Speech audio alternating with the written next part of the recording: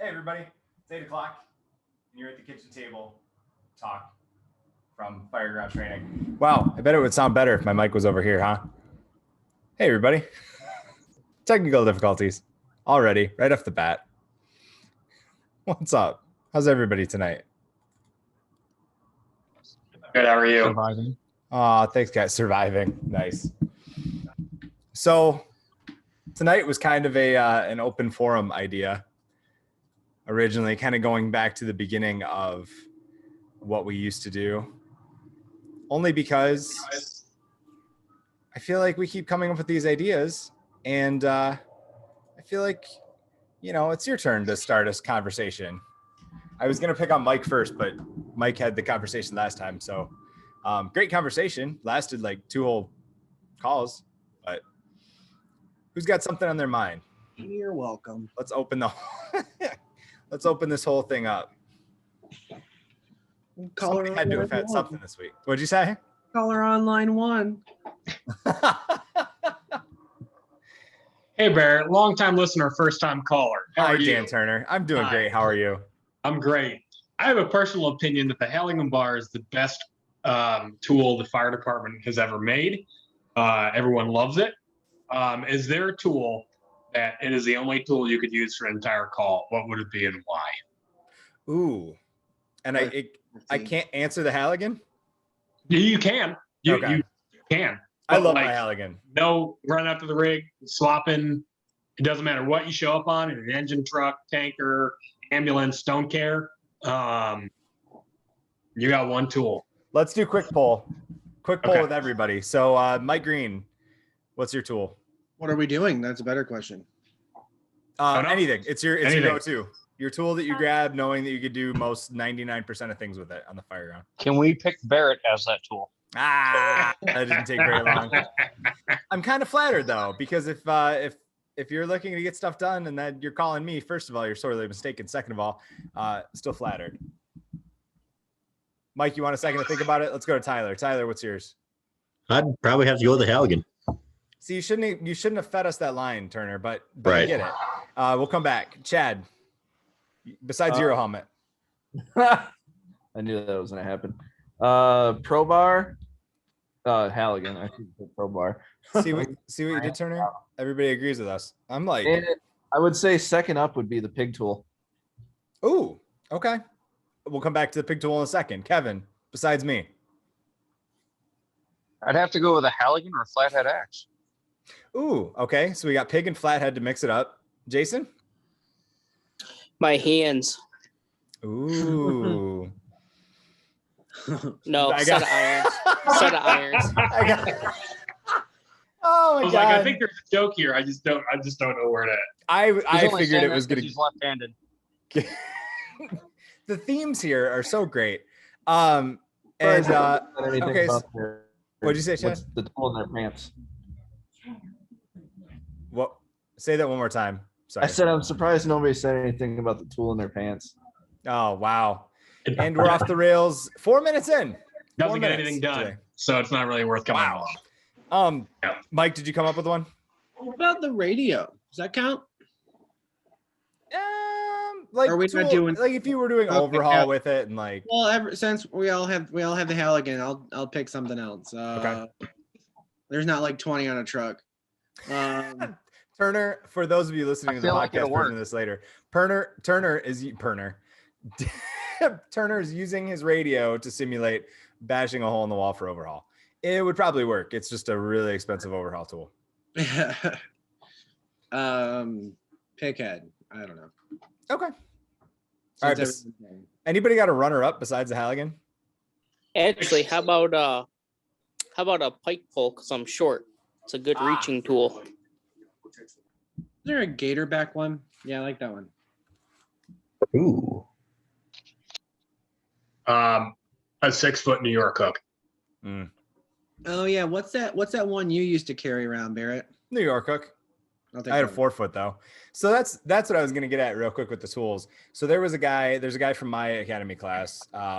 And he's a shorter, stockier guy. And he loved carrying the TNT and he get a bunch of shit from his crew for carrying the TNT. Yeah. Turner's making a face.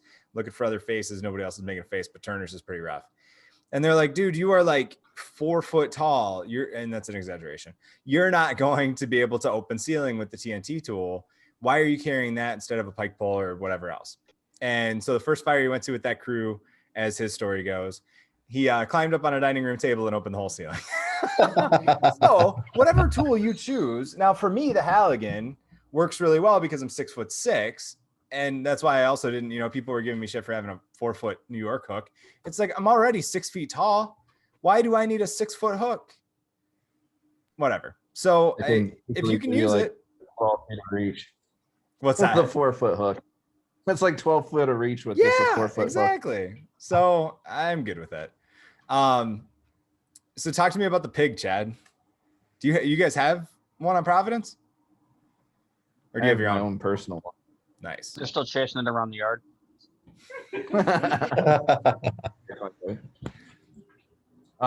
The pig, it's the best. I think it's the best of both worlds, in my opinion. It's got your flat-headed axe, and then you have your pick on the other side. Versatile. You're gonna have to bring that to our search training. It's a more versatile. It's coming. It is good. Hey, let me plug that real quick. We still got some open seats for them residential search weekend. April 9th is a webinar from 6 to 10-ish. And then that is $10 to go to that. All the money raised will go to the family of a close friend of Mike Lord, one of our instructors who died in a fire. That family is going to tell their story in that webinar. And then Saturday and Sunday, the 10th and 11th of April, we are going to be at an acquired structure that we are pumping with real smoke, creating real living conditions, using real victims, making this as realistic and as intense as possible to simulate what search is really like. And again, that family sharing their story of losing their loved one in a fire. Just driving home the expectations of our citizens. So you can sign up for that at fireground4.com. And it's a bar right at the top of the page. You won't miss it. Register there.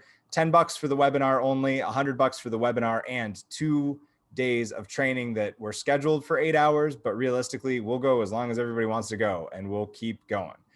We could do 24 hours of training in a weekend if that's what people want to do. So you're getting a bunch of training, bunch of good instructors that are helping out with this, that have been busting their tail. Very personal to Mike Lord. He's doing a lot of the hands-on stuff in terms of putting this house together. We were just there today, and spread the word because we want this class full. The whole point is that we can learn from this tragedy. So please, if you can't make it, print out a flyer, spread the word, and sign up if you can. So back to tools, which again, I just keep thinking back to Kevin's comment. So talk to me about flathead axe versus pickhead axe. Do you guys want to, you and Mike and Kevin want to have a little debate on which one you'd carry in? I'd carry in a flathead. To me, it's more versatile. I can bash more crap with it. I can use it with my Halligan.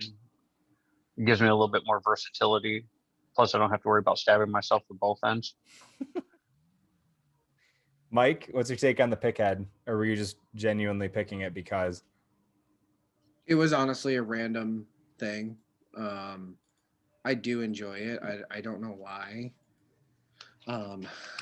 The pick on the, I don't know, you can use it for a couple other things, but versatility wise, yeah, you're not exactly going to be, using it as a hammer more or less, but it was honestly just a random tool I picked off the truck. I mean, I could have picked a pry bar just because I wanted to shake up the Halligan. Mix it up. I almost said crash axe. Those are great. I just want to throw that out. Paratech hammer. Oh my God. I just felt like I felt that the Halligan had too much love. So, but even though, yes, it's a good tool, it's something everyone can grab and use, and you can use in multiple situations. I was just trying to be different. All right, where do you wear your radio, Tyler? Under the Rapid fire coat. tonight. Under the coat strap. Yep. Turner. Under the coat, hanging over the top, like it down like that. That was up through the top of the zipper, underneath the flap. All right. Yep, just hanging down. Saying it for the sake of people who won't watch the video later, but listen to this. Yeah, that's all right. Trying to make a visual thing a little more audio. Chad, where do the Europeans wear their radios? God, this is not gonna stop. For sale, $500 Euro helmet. Anybody want to buy it? I still think you got to wear it on a real fire first, and tell us. I'll still try it. So, Chad, you tell us this helmet's safer, but you go to your first call with it and you step in a gopher hole. I don't know. I'm suspicious. those safer. were two separate calls. Oh, geez. I just put my foot on my shredder. I almost had a machinery incident over here. Apparently I need to empty it because pushing it down makes it run. Tag out. So we're it just became a tech rescue course tonight. So off the European thing, where do you wear your radio, Chad? Under the coat, on a strap, and similar to Turner, the mic just goes whoop. And Mike, off the coat. Not microphone, but Mike Green. Oh, on a strap, under if there's a coat, it's under the coat, whoop, out the top. Kevin? Same way, probably about 80% of the time. There's other times where the coat gets thrown on, it gets thrown on over because, well, shit, I forgot. And I'm going to take my coat back off and put it on. Mm-hmm. And Jason? If I remember to use it, and if I'm on the engine, I'll put it underneath the coat. But other than that, I just keep it in my coat pocket if I know I'm going direct and not on the engine. Gotcha. Man, we got a consensus. I do under the coat radio strap, whoop, up through the top. I couldn't do it without laughing. Jason, do you whoop it? You whoop? You whoop it. Whoop. Yep, right at the top. And then sometimes go ahead. I don't whoop it, I swoop it. Where do you swoop it to? I swoop it up and then down. Probably to the left. Slightly to the left. Mine either dangles on its own, or I clip it to the chest strap, or sometimes I'll clip it to the. I vary on that a little bit. It's always right here somewhere, right in the center of my chest. It's just sometimes I decide to clip it different ways. Do you prefer it to dangle in the middle of your chest, or do you prefer it to be secured?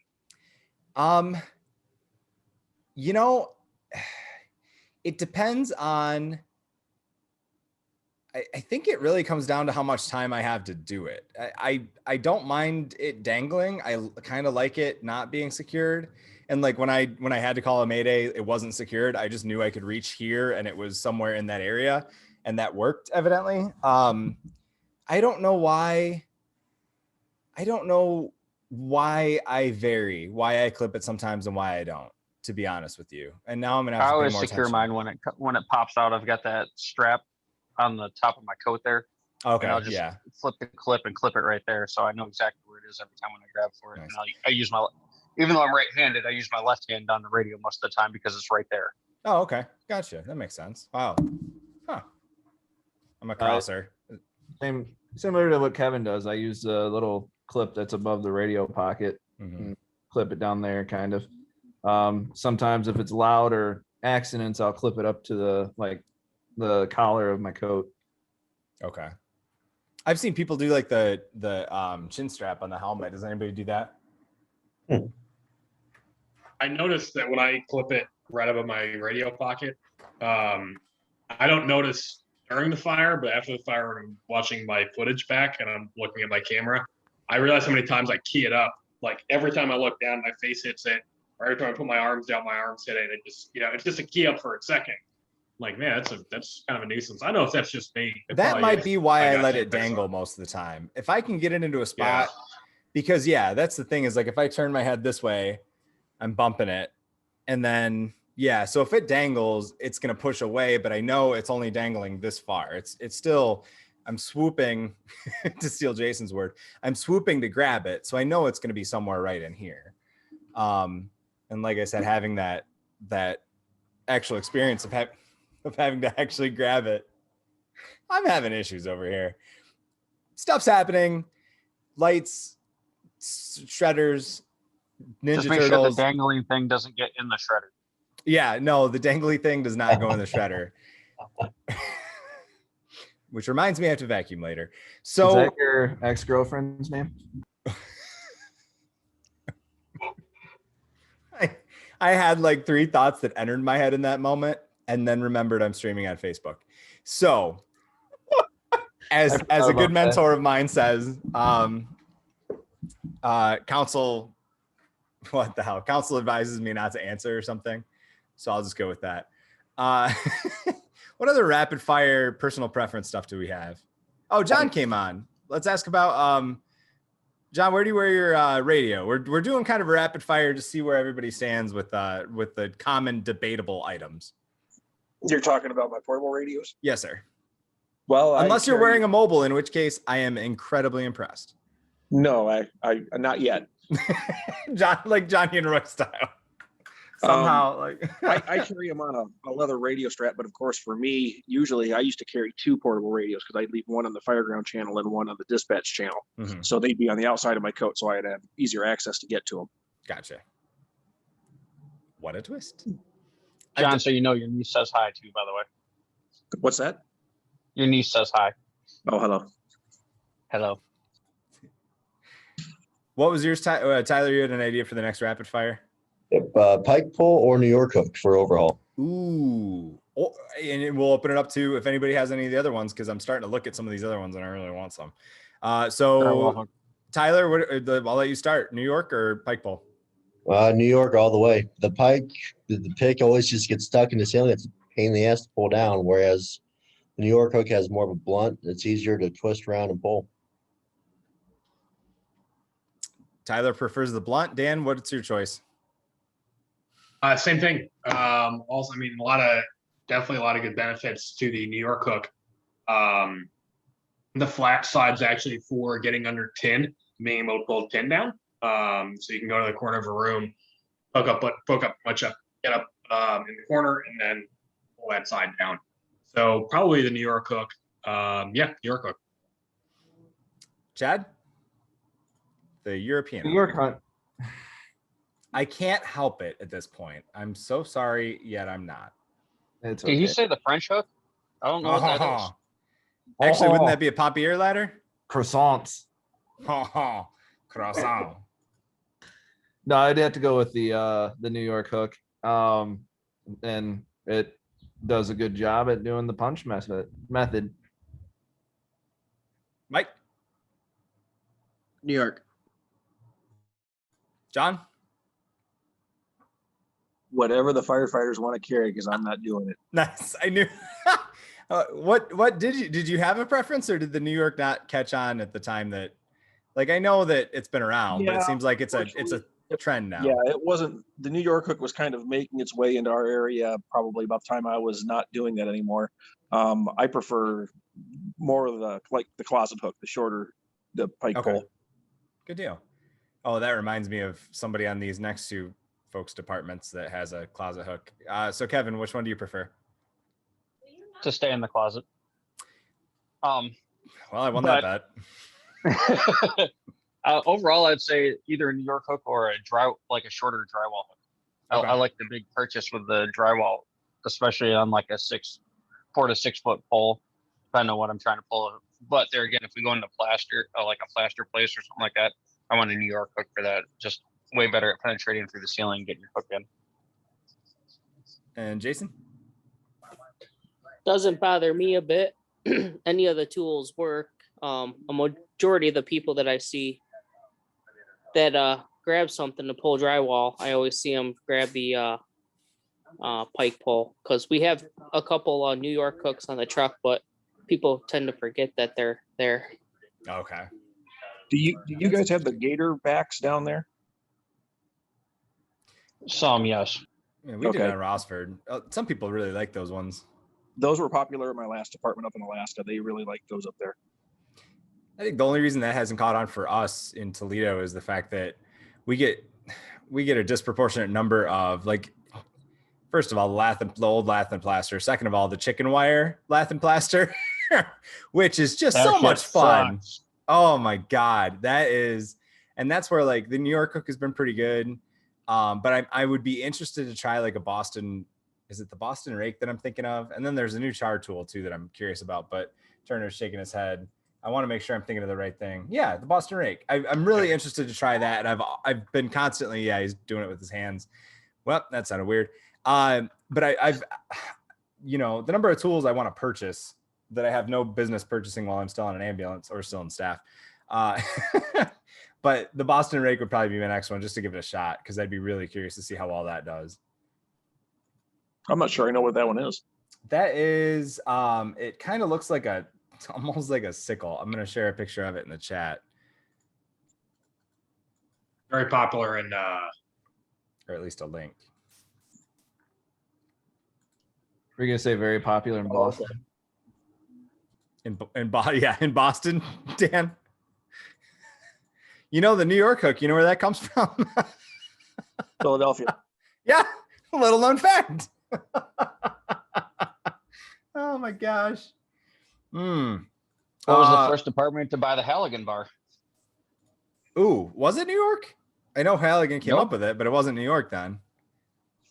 Shoot, I knew this at one point. Chicago.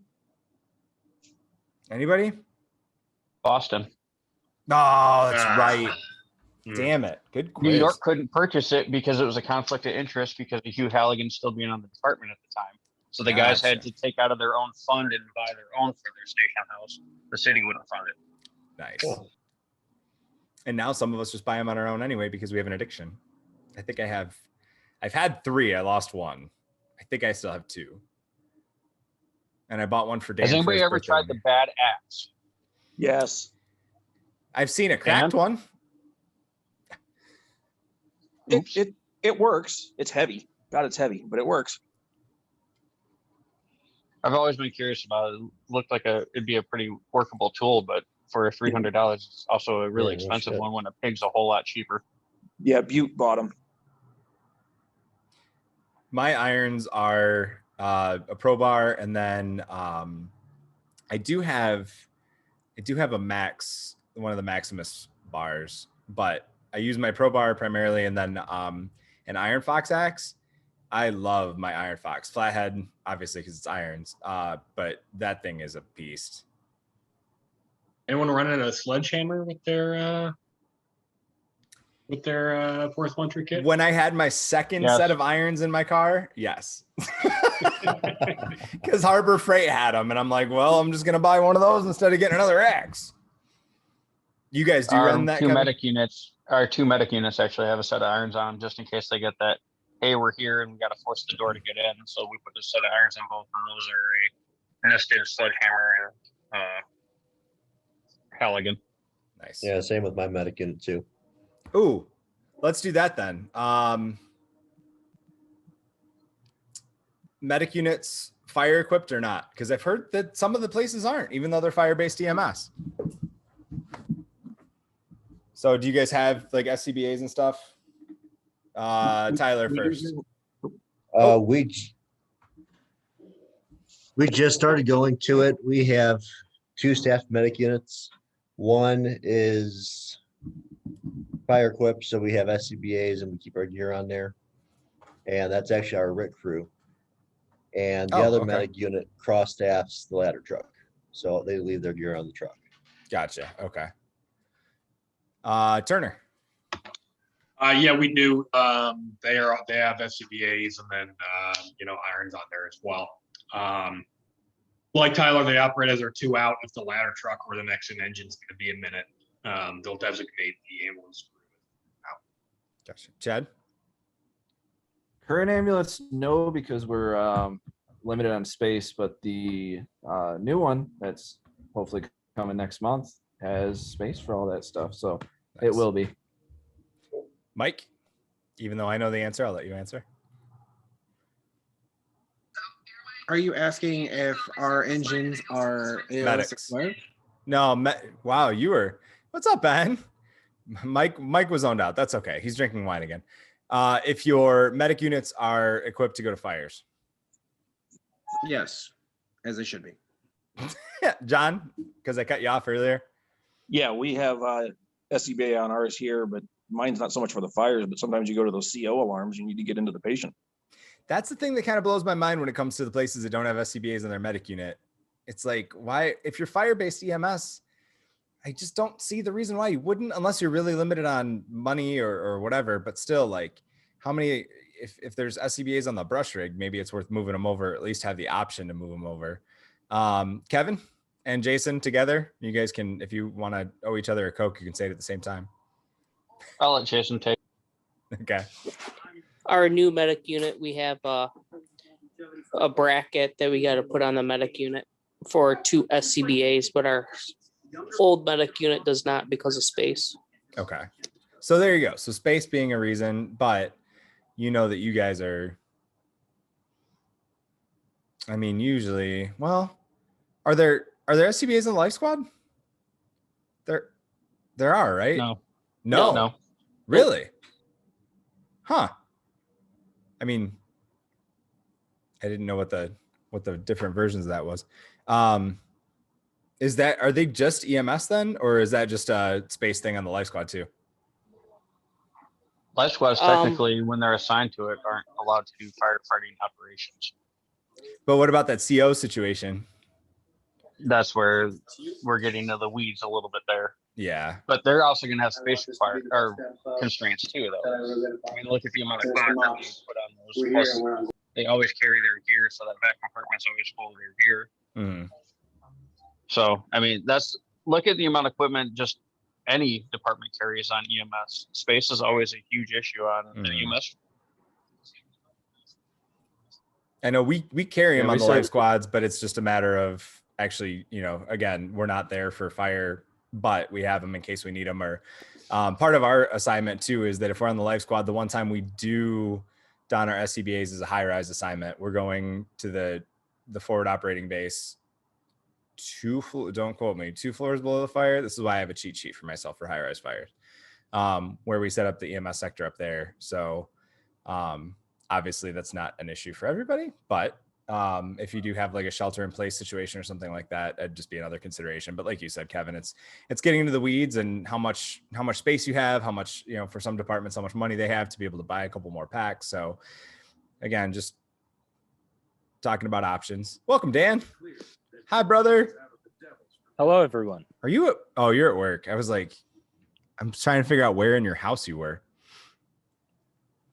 We're just doing rapid fire for those of you just joining us. Rapid fire questions about various things that cause debates in the fire service. Ooh, I have a good one. So far we've done, I should be taking notes. So far we've done, what tool would you take the majority of the time? So we'll, what tool would you grab above all else? So Ben, what tool would that be for you?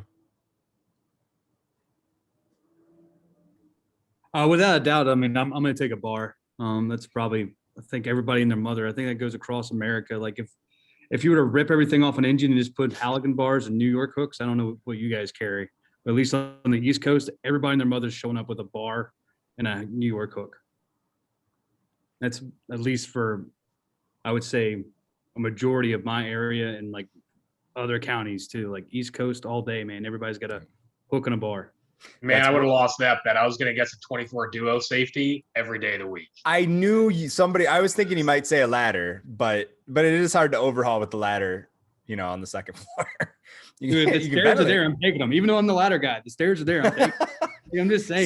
So the consensus before we got on was the bar. And then we got into roof hooks. Or New York hooks. I'll talk about that in a second to get everybody caught up. Dan, what's your tool? Are we just talking like first do bread and butter? Yeah, just like your go-to, you can grab it and do 99% of what you want to do. Pick head. Really? Mm-hmm. I bought you a damn Halligan. I know, and I still use it, but if I get there and I'm going into a fire, my adrenaline mixed with that tool seems to do a better job than the Halligan. All right, mixing it up.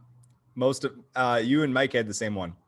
Everybody else is pretty much, and Kevin had a flathead, if I'm not mistaken. Is that you? 2030. It's 2030. So next question was, where do you wear your radio at, Ben? So we were talking about this the other day. We just switched to these new ones, Harris, which are fantastic. No, they're sarcasm alert. Dude, they suck. They're shit. So they're so easy to switch. I used to be a big guy with the radio strap underneath my coat. Now what I'll do is I'll keep it in my right side, on my right pocket, so right for radio. And that stays right in my right pocket. I don't crush it when I crawl or anything like that. And then I run the mic through like I would if I had a radio strap. It just allows me to get right into my pocket a whole lot easier because the knob is so easy to switch channels on us. And then also we have multiple zones, and sometimes our guys get lazy and they'll leave a zone and it'll just switch me to, I'll be talking to a hospital when I'm trying to talk inside. So I started carrying it right there in my pocket. And I'll just leave the strap, still in the rig. So if like I'm walking around doing something, I can still rock it. But yeah, it's always going to go in my right pocket. Gotcha. Dan? Um, Because yours changed, right? we used to debate about it. Now with the longer coats, here at this job, I like to wear it under the coat unless I fuck up my order, which happens often. You're the And second then- one that then it's mentioned over that. the coat. Yeah. What kind of hook, Dan? New York. Ben? I think you already answered, but just to be sure. Yeah, it's got to be a New York, but it's got to be all steel. It can't be that Mhm. fiberglass crap. I can't stand Yep. the fiberglass hook. It's pointless. Feels a little too heavy for me. Oh yeah, the I'm hollow, just the kidding. hollow steel is too heavy for you. Transport unit. Well, I already kind of answered for Dan, so you don't have to answer this one. But Ben, do you guys have transport units or you fire only? I wish I could say that, but dude, there's more sick people than there are fires these days. Yep, just making So, sure. Do you guys have so fire we- equipment on your medic units or on Yeah, your? absolutely. So we, Okay. we run the floor where I'm at, so we don't have a set staffed unit besides some houses because we are a growing department. But when the bell hits, whatever it is, we have to take our stuff off one unit and move it on there. The medic unit comes with 2 air packs. Usually I'll have 3 to 4 guys on that, so it's kind of a toss up there. Thank God I'm the lieutenant, so I definitely get an air pack. We carry a can and a dry chem on there, so we can do some work. And we have been known to search in front of the line if we get there first. So Oh, I yeah. mean, it's all the dynamic that you have with your crew. But we definitely, if we go fire ops, we have to get replaced with another medic unit. 'Cause we Okay. still don't have that capability to have ALS services there. That was like Dan and my unwritten but very much spoken rule that if we were on Rossford together and we got a fire, we were already out, we're just going in and doing a search. That's the first thing we're gonna do because, like I've said before, whole house can burn down as long as you search the searchable spaces. At least you can say that much. Like we need to get comfortable with searching without a line. And I see Jason's thumb just went up, thumbs up on that one. We need to You get comfortable always- with the idea that we could search without a line, and a water can is going to provide us enough help to search the places we can search. With You'll always get understanding blocked. of how to control the flow path still. Because if we did it when we just started, we would have torched houses because we had no fucking idea. But if we were to do it now, then we'd be fine. Ben, I think you need a bigger water bottle. What were you going to say? Jeez, dude, that's like your workout. That's all good. I mean, big man needs big water. But nah, man, especially with our medic units, we'll definitely get blocked in by the second engine, dude. If you're like, oh, I'm going to park in this driveway. Mhm. Whoopsie. Just don't run over 4 inch. That's it. Jason's got his hand up. Go ahead. Well, it's interesting because Ben just said that they carry water cans on their medic units. We just start carrying cans on all of our 2 medic units and the life squad now, just for simple fires. Which Oh, is yeah. interesting because probably a couple years ago we had just a small room and contents fire in a duplex, and it was more smoke than anything. Mhm. We ended up not even pulling a hand line. I ended up just taking a water can in there with me and extinguishing the whole fire. Can do a lot of work for a little can. Yep. The that I saw we had water cans in Rossford. I usually try and steal one if I'm on a medic unit for Toledo. But the other thing that I pushed at Rossford once. Has anybody seen the setup Miami-Dade has on their medic units? They've got like a liter, I think it's like a liter line of 2.5 to a gated Y or a reducer. I could be wrong. And then like, I don't know, it looked like probably about 150 feet of 1 3/4. And it's just, and a hydrant wrench. And it's just on the medic unit and a smoothbore nozzle. It's like, it looks like it's mostly for car fires, but my argument for Rossford at the time was we were down to one engine. And I'm like, if we show up, you know, and I think we had the Kennedy valve on, or my proposal included throwing the Kennedy valve on there too, so we could, you know, just shut it down and hook up something else. But yeah, the that idea didn't really go anywhere. But it's like, if a big department like that's doing it, that's just a random, interesting, not to say that big departments always know what they're doing, but interesting consideration for what else if you do have room in your medic unit. If you're already struggling for room, sure, don't do it. But we were down to one engine. We're like, we got a bunch of hose. Why not put it somewhere we might be able to use it, even if it's a 1 in a million chance? Yeah, Mike. Welcome, Mike. Hi, Mike. Oh, honey, my banana hammock is in the wash. Yeah. What? Oh, She hey, knows, guys. she knows where your banana hammock is. Yeah, no kidding. I think I let Kevin McNutt borrow it. It's probably stretched out then. Oh. Whoa, in the Mi- front? Mike, rapid fire to get you caught up. Just one word answers. Favorite tool to carry that does 99% of the work you want to do? Fire service related? Yeah, not that one. Yeah, you're the first one to say that. Favorite tool? New York hook. Radio pocket or radio. How do you store your radio? Sorry, radio pocket, strap, where? Usually outside. On a strap? On a strap, yeah. Are we talking outside the coat, or are we just talking like how I carry it? How you carry it in general. Inside, outside, strap, no strap, pocket, whatever. So I do it 2 different ways. At Lake, I carry it just kind of life squad style in my back pocket. Only because a lot of times we're not, we don't have fire gear on our, we don't have SCBAs on our rigs. So that checks off a question we asked later. But everywhere else on a strap, I do carry a strap with me at Lake though, just in case we are being dispatched to a fire, and then I just throw it in the strap. Gotcha. You answered what kind of hook already with the New York hook, and you answered the medic units with fire equipment already. So you're caught up. Masks on at the door or getting off the rig? Bro, you already know my answer. That mask is on in the truck. I'm coming off with it on. All right. Tyler? Mask at the door. Turner? Mask on 13 seconds. I'm doing it at the door. Ben? First 2 engine, we're definitely gonna have our mask on in the rig. As an officer, I won't, because I gotta do my lovely 360 and I don't want to eat shit over top of a fence or see that dog that's gonna get me. So first 2 engine, yeah. And then if we got like multiple reports like, hey, it's a working fire, all this fun stuff, then we'll definitely beef it up from there. But I'm big on masking up with my gloves on, so we're proficient in that skill too. But if we're first 2 engine, I mean, I don't know about you guys in Ohio and all that fun stuff, but I've got like 6 different things telling me the weather and how far I'm out and how far I'm, traveling. So if we're 1 mile out, I'll yell out to my guys 1 mile out, and that allows them to mask up. Like I said, we jump from rig to rig. So I'd rather have that guy tell me while he's in my rig, being like, hey, LT, man, I forgot my gloves. I keep an extra pair of gloves up there with me. I can throw them back to my guy. Hey, man, I forgot my mask. All right, we'll rip open the mask bag and grab the other bag. We'll talk about it later. Instead of, I do my 360, I meet them back at the front door, and they're like, I'm not ready because I don't have anything. So that's kind of what I would start doing our thing. No, and it's interesting hearing the cross staffing or the cross the floor stuff to have the extra stuff with you. That makes sense, because that obviously is very likely to happen. I think most of us having been on departments like that. So it's nice to hear the backup plan thing. Mike?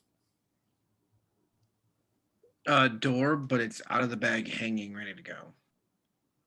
Dan? In the rig. And I'll add to Dan's, because in the rig, same. Because that 13 seconds of masking up at the door is enough for another crew to run up and run past you. And we still do that for some reason. Because again, most of our rigs are getting on scene right on top of each other. So if I know we're first due, or like we're on a smoke investigation or something, and then it gets tapped out as a regular and we know we're going to have a little time, in that instance, I'm probably not masked up anyway for smoke in the area. But that's the only time I could think of that I haven't had a mask on. Chad? I don't usually wear one when I'm driving though. Thanks for the clarification. No mask going in, just free balling it. Let's go. I have done the no clicking in thing as a cowboy move, meaning I just forgot to click in. Chad. When I used to ride the back seat, it was on before we got off the truck.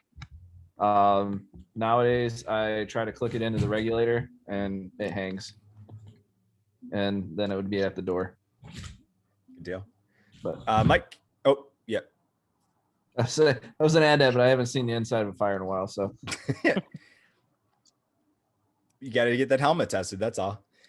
Mike already said his. John, your guys, if not yourself.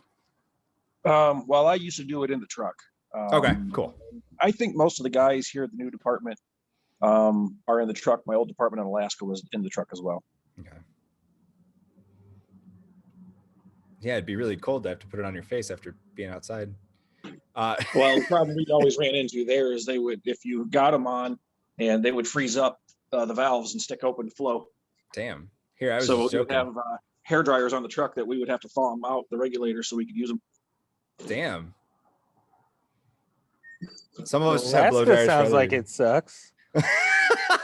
Yeah, I did. So you'd be in there working the scene, and of course, all that moisture from your breathing's built up into the regulator. You come out and change bottle, it would freeze up before you could go back in. So we'd have to thaw them before they could go back in. So what we try to do is stuff them inside your coat to keep them warm. Huh. And the second favorite McNutt, I'm sorry, Kevin McNutt. Ouch. I'm hurt now. And you can file a complaint.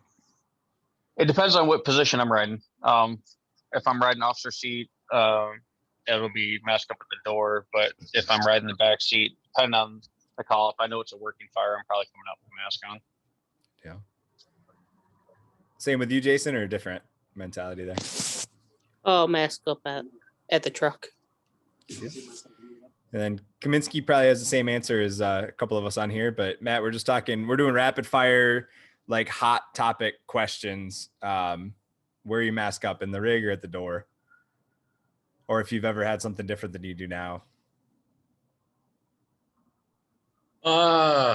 First do 100% mask up in the rig. If we're second or third in the lineup and it kind of seems like we might beat the first due, definitely putting it back on. Rit, not putting it on. It's pretty situational, but first due, definitely putting it on in the rig. Good deal. I love this debate when it hits online because I feel like it's like anything, right? If you train to do it one way, like people talk about the reduced visibility or field of view, it's like, okay, then train to move your head more. Like we can train to do stuff. And so, and I get that it's personal preference, and it's also, a lot of times, I almost fell out of my chair. A lot of times it is, department tradition or circumstance with, who's showing up when in relation to your first driving rig. But, I love seeing this debate just get so freaking intense online. And it's like, who cares? Like, I can't think of a time that I could think of times like people tripped on their way out the door to the rig to get to a fire because of some poor fire station planning. But I can't think of a time that somebody tripped and fell outside that wasn't like snow or ice related just because they had their mask on, if that makes sense. So I do have I just tried this. I saw it on I know, Mike, your hand's up. Give me a second. Jesus. I was waving to the people behind Dan. Okay. Oh, I thought you had your hand up and then you put your hand up like waving, and I thought you were getting impatient because you tend to be impatient. There's somebody behind Daniel. Yeah, Pay no attention to the people behind the curtain. And I was being polite and waving to them. And I just decided to yell at you them. because it's been a long time since I've yelled at you. What, like a couple hours? Yeah. I didn't yell at you out there.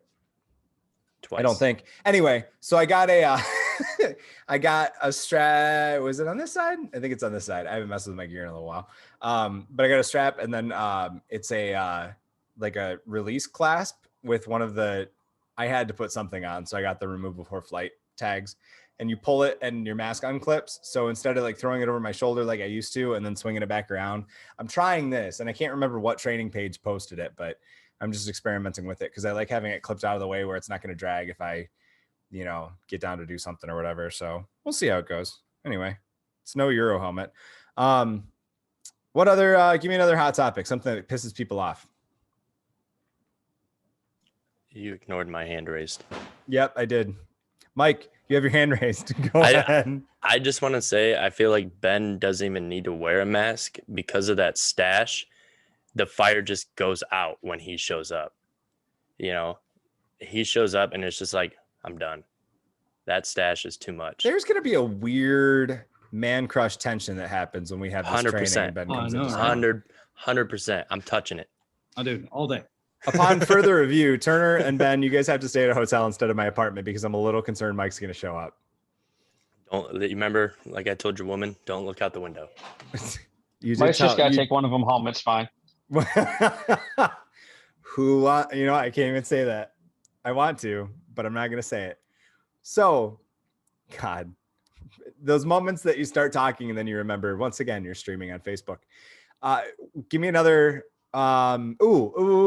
shaved or clean shaven, clean shaven or stubble or all out beard.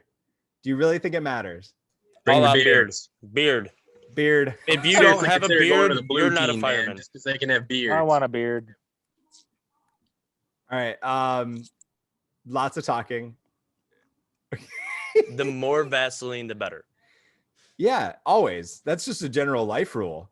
That's what my grandma always told me growing up. You want to talk about it? I have therapy on Tuesday, I think. Pay good money for that.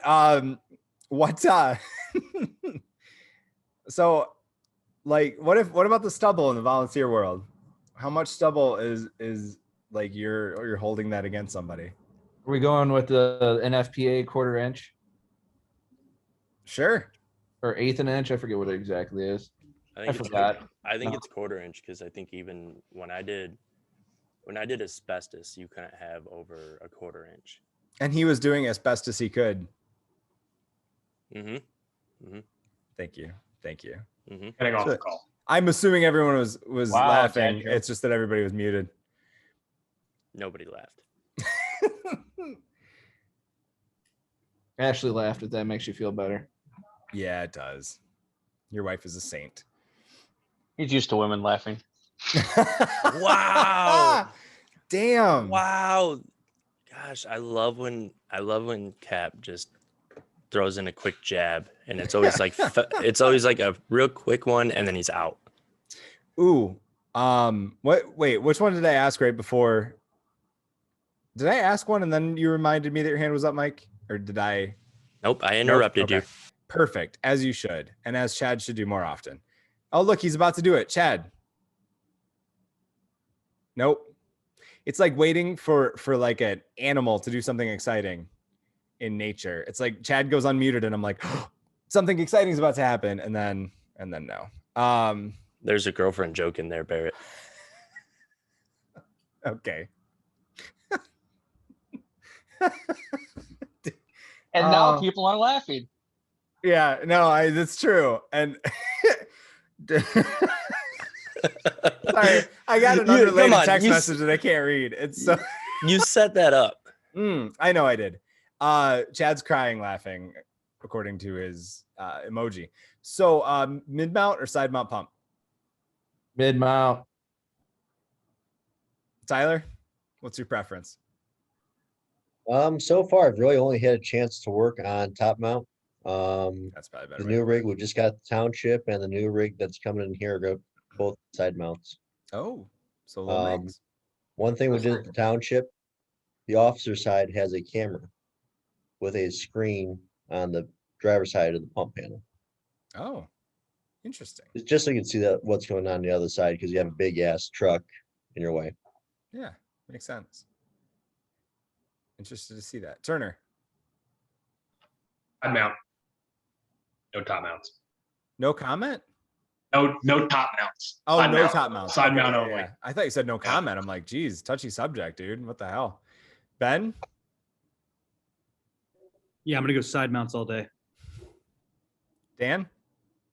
Dorner? I'm impartial, but I don't like the cross lays in the top mounts. I agree with that statement. Chadwick, Top mount. how do you feel about the crosslays? They're all right. My wife wants to know if Ben has a mustache comb. He does. Okay, good. Okay. Okay, good. Did She everybody was hear gonna that? buy him one. Okay, she was. She's probably gonna like make one, whittle it. I was gonna say Fireground's training on it. My My other question is, do you have any websites that start with PH and just have your mustache?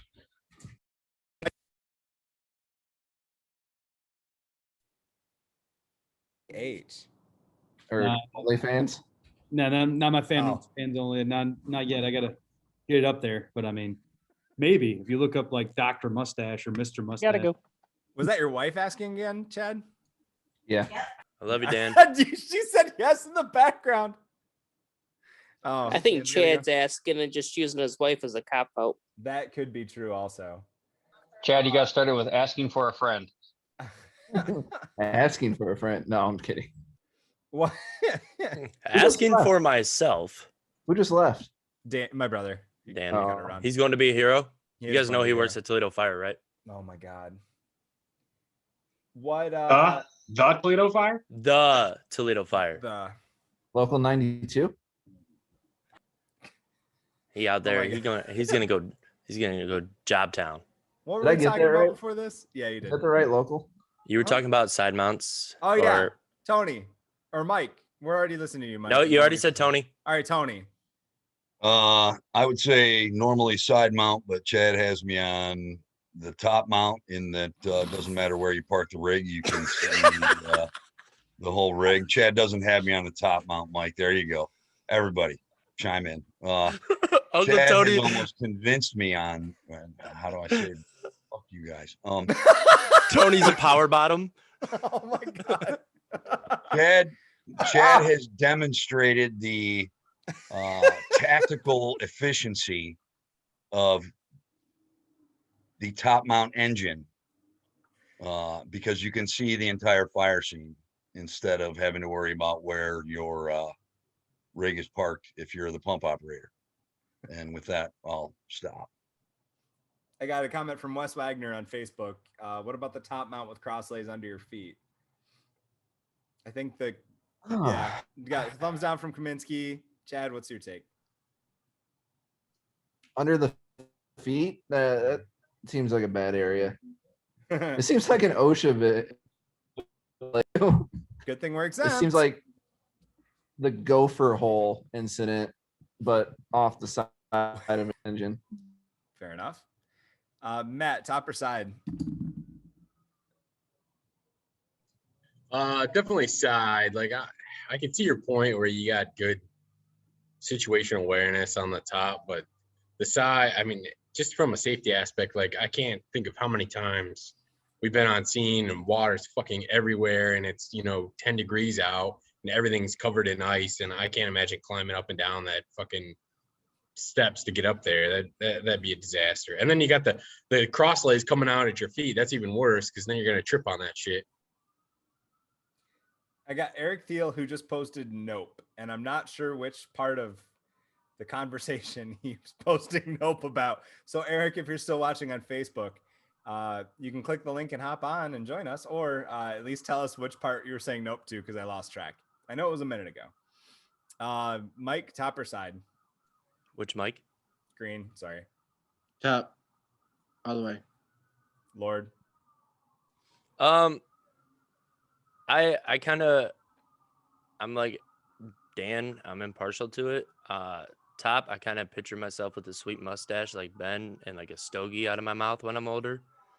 But I think side because it forces me to kind of do almost like a 180 around my truck when I'm trying to check stuff and when I'm doing things. It kind of forces me to move instead of being in one place. So I'm always constantly checking things on my truck, making sure, things are where they're supposed to be, where I put them and stuff like that. So in that aspect, I think that's where I like it the most.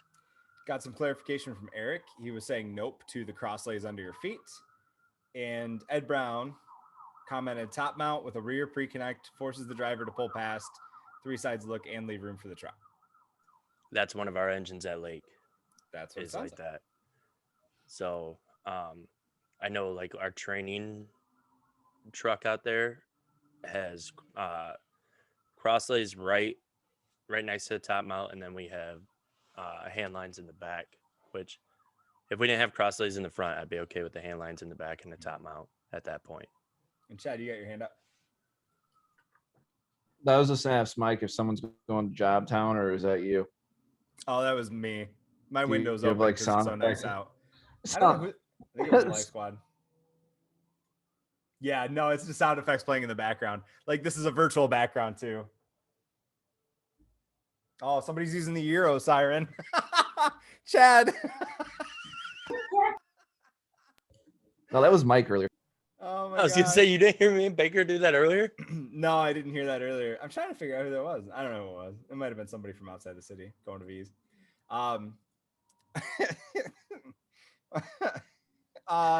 John, side or top for your pass preference?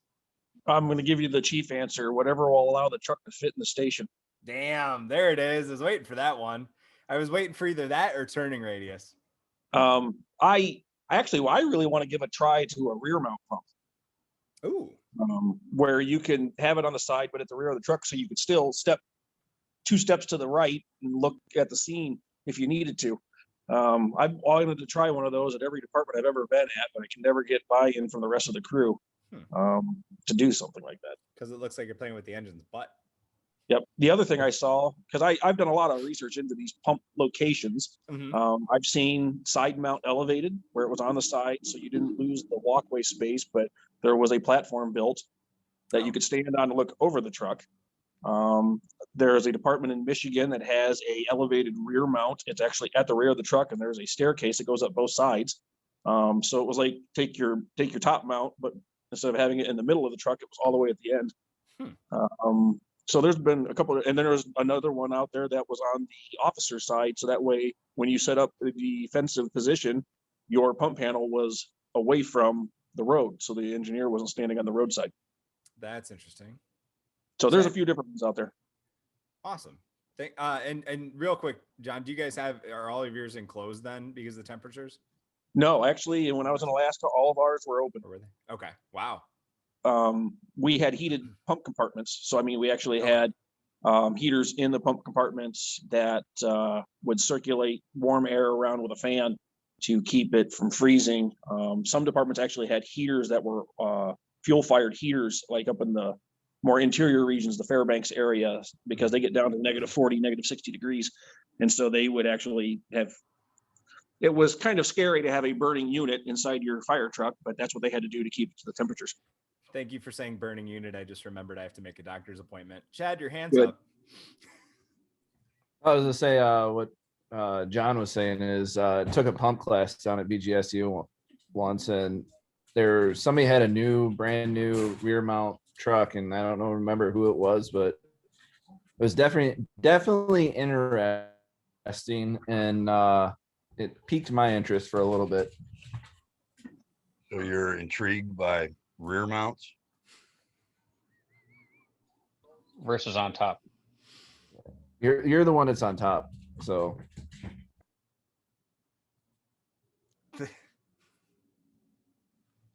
Next week, diversity training.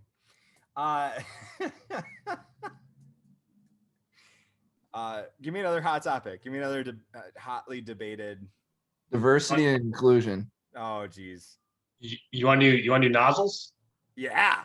How do we? That one's wow. That's like social media. 7th down the list. No nozzle, thumb over the tip. Like garden hold styles when it you're makes sense. It's just easier. You save money. So yeah, Ben, what's your nozzle choice being the ladder man that you are? Yeah, the ladder guy that doesn't have a ladder truck. Hey. No, so I'm big on anything that'll put out water. I've gotten into this big argument. I like Elkhart's product. That's a big one that everybody's starting to swing forward. I don't know about you guys, but at least on the East Coast, I can vouch for that. We keep getting the breakaway nozzles. Everybody wants to break away to either 15, 16 or 1 inch, which I'm all about. But the thing is I'm like, we're not going to break them away. I mean, there are some rare occasions that we will. I'm not saying that you shouldn't know the skill and you shouldn't understand your flow and everything like that, but we're getting low flow nozzles with, high GPM, and, we're accomplishing the same task. But if you're going to go smooth bore, just go full smooth bore. And if you're going to go fog nozzle, buy a fog nozzle. Like, just keep, with that. Now, if we talk about automatic applause nozzles, from all over the place. I'm on it. I don't got shitty Wi-Fi today. So, I mean, if we talk about automatic nozzles, yeah, they get a bad rep. But the thing is, if I'm getting my ass kicked and I get more pressure to that nozzle, we know that I'm going to get a very wide range of GPM. The same thing with Elkhart. Elkhart says the same thing. It's like, it's an orifice. If you add more pressure to it, you're going to get a bigger GPM. I'm more on the fixed gallonage. I think that you're going to get your more bang for your buck, and you're going to understand what's going on. The only thing is with fixed gallonage, I really push for my guys to know the actual GPM per second. I know I'm being a kind of professor for that, but the thing is are we really flowing for a minute? Nah, we're not. We're flowing for maybe 10 seconds a second. So with that fixed gallonage, I know exactly what I've got. We run big, 75 150s. So I know with that 150, I'm flowing 2.5 gallons per second. And then if I've got somebody that's like shapes and colors like I am, I'm like, hey man, think about a water can shooting out every second. And they're like, oh, that's cool. And then we kind of just carry that over. Instead of with an automatic nozzle, I'm like, I don't know, just go for it. Someone else can talk now. Good. That was a lot coming from the truck company guru. I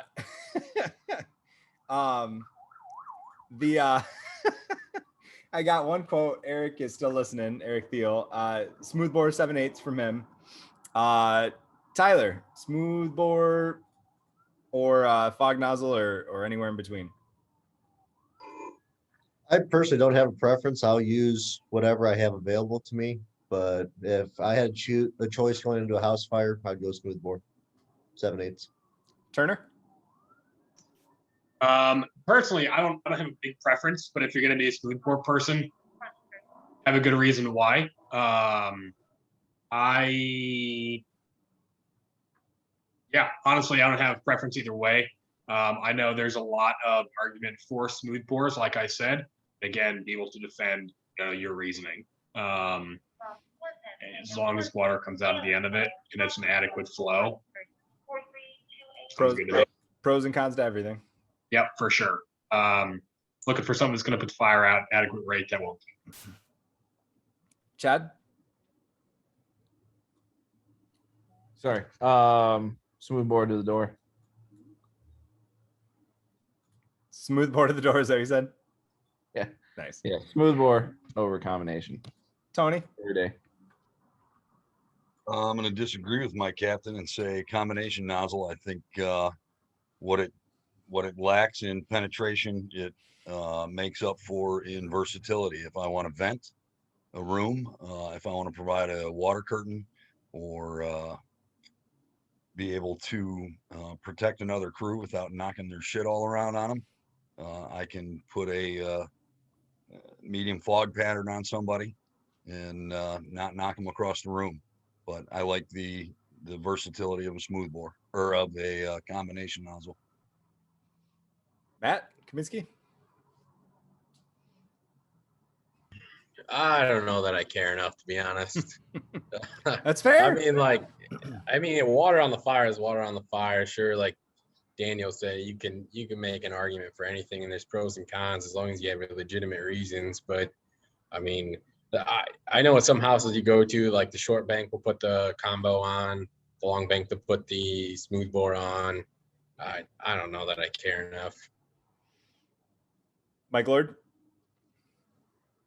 Whatever I grab. That's. I mean, honestly, Sounds like your past dating life. Right. $20 is $20,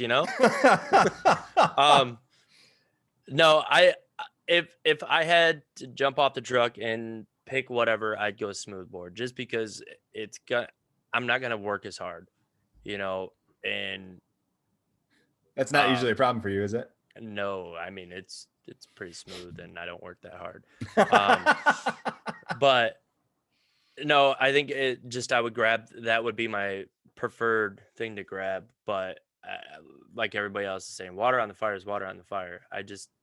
My thing is I'm sometimes, and I'll be completely honest, sometimes I've bumped my fog nozzle and when I get into the fire, I kind of get focused and forget to check and see which way it's turned. So I have steamed myself. But thank you for using the word turn. Yep, turn. We're getting turned up. But yeah, smoothbore would be my preference. My green. Combination. John? Tony and I are from the same area. You can tell I go with a combination too, because I do like the versatility and the capabilities it brings. Kevin? Jumping on the same bandwagon, I agree with everything that Tony said. Now, that the other split part of that is I don't have a lot of experience using a smoothbore. None of the departments I've ran with we've always carried combination nozzles, so that's what my comfortability and what I'm used to. I'm not adverse to a smoothbore. I just don't have a whole lot of time with it, so I'm going to pick a combination nozzle because I know the performance of it. Jason? Combination, because like Kevin, I'm not really familiar with the smoothbore.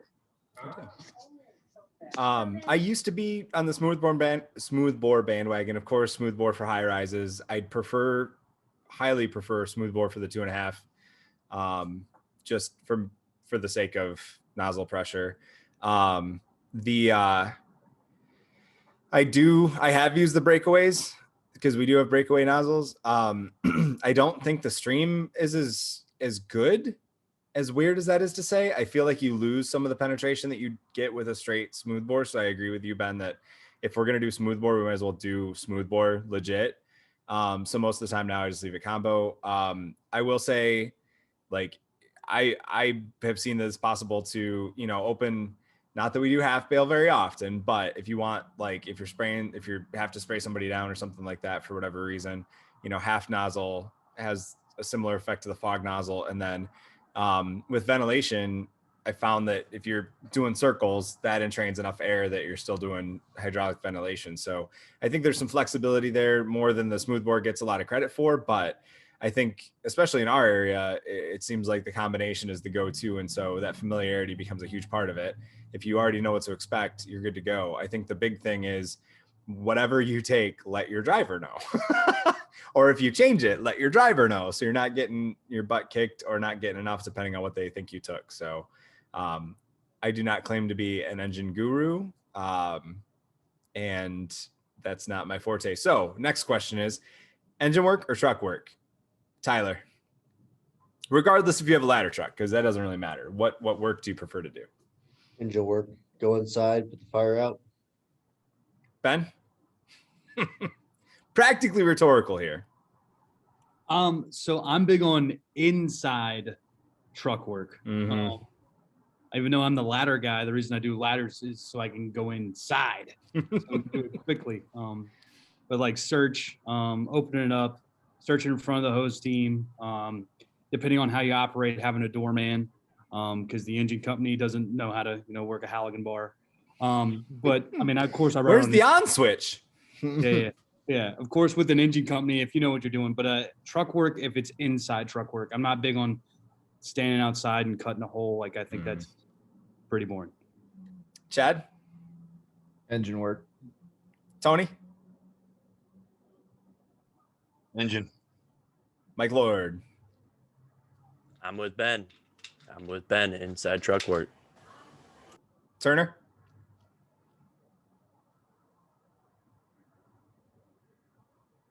Turner gone. Turner back. Turner on the phone. All right, we'll come back to Turner. Matt Kaminsky? He's ordering pizza right now. Oh, gotcha. Engine for sure. All right. Mike Green? Can you repeat the question? You broke up. Engine work or truck work? Engine. John? Truck. Nice. Kevin? See if we get some discrepancy here between the McNuts.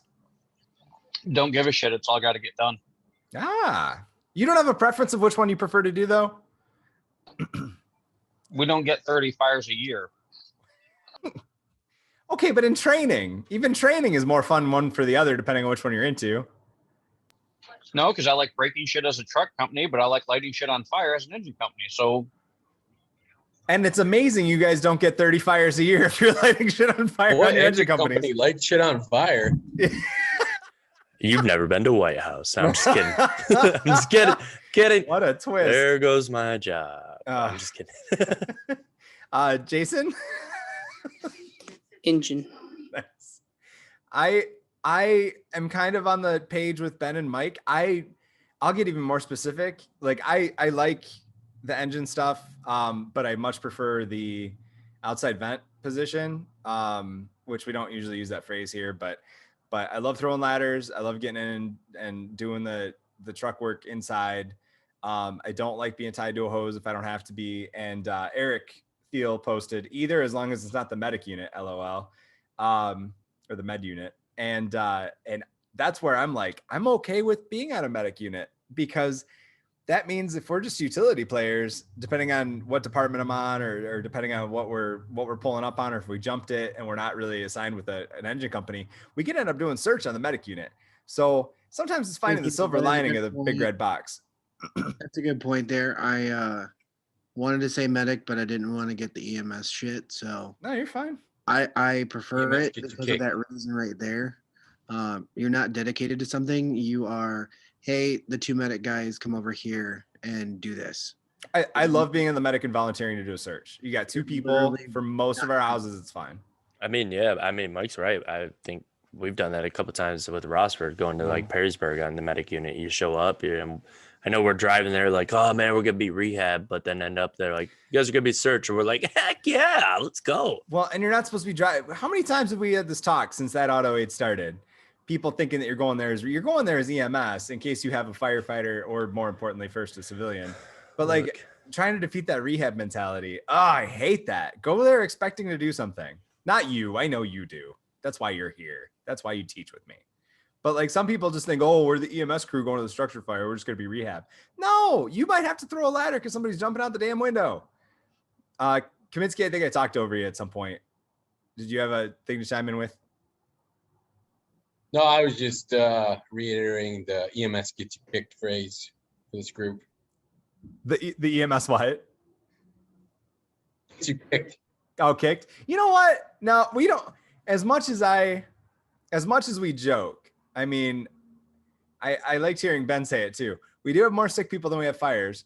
And most of us are doing both. So, you know, I don't think there's going to be a night that we're going to be talking about capnography for 2 hours, but also the idea of bringing up medic units doesn't turn me off, because again, there's some cool stuff you can do with medic units going to fires that you can get away with if you're willing to volunteer for an assignment.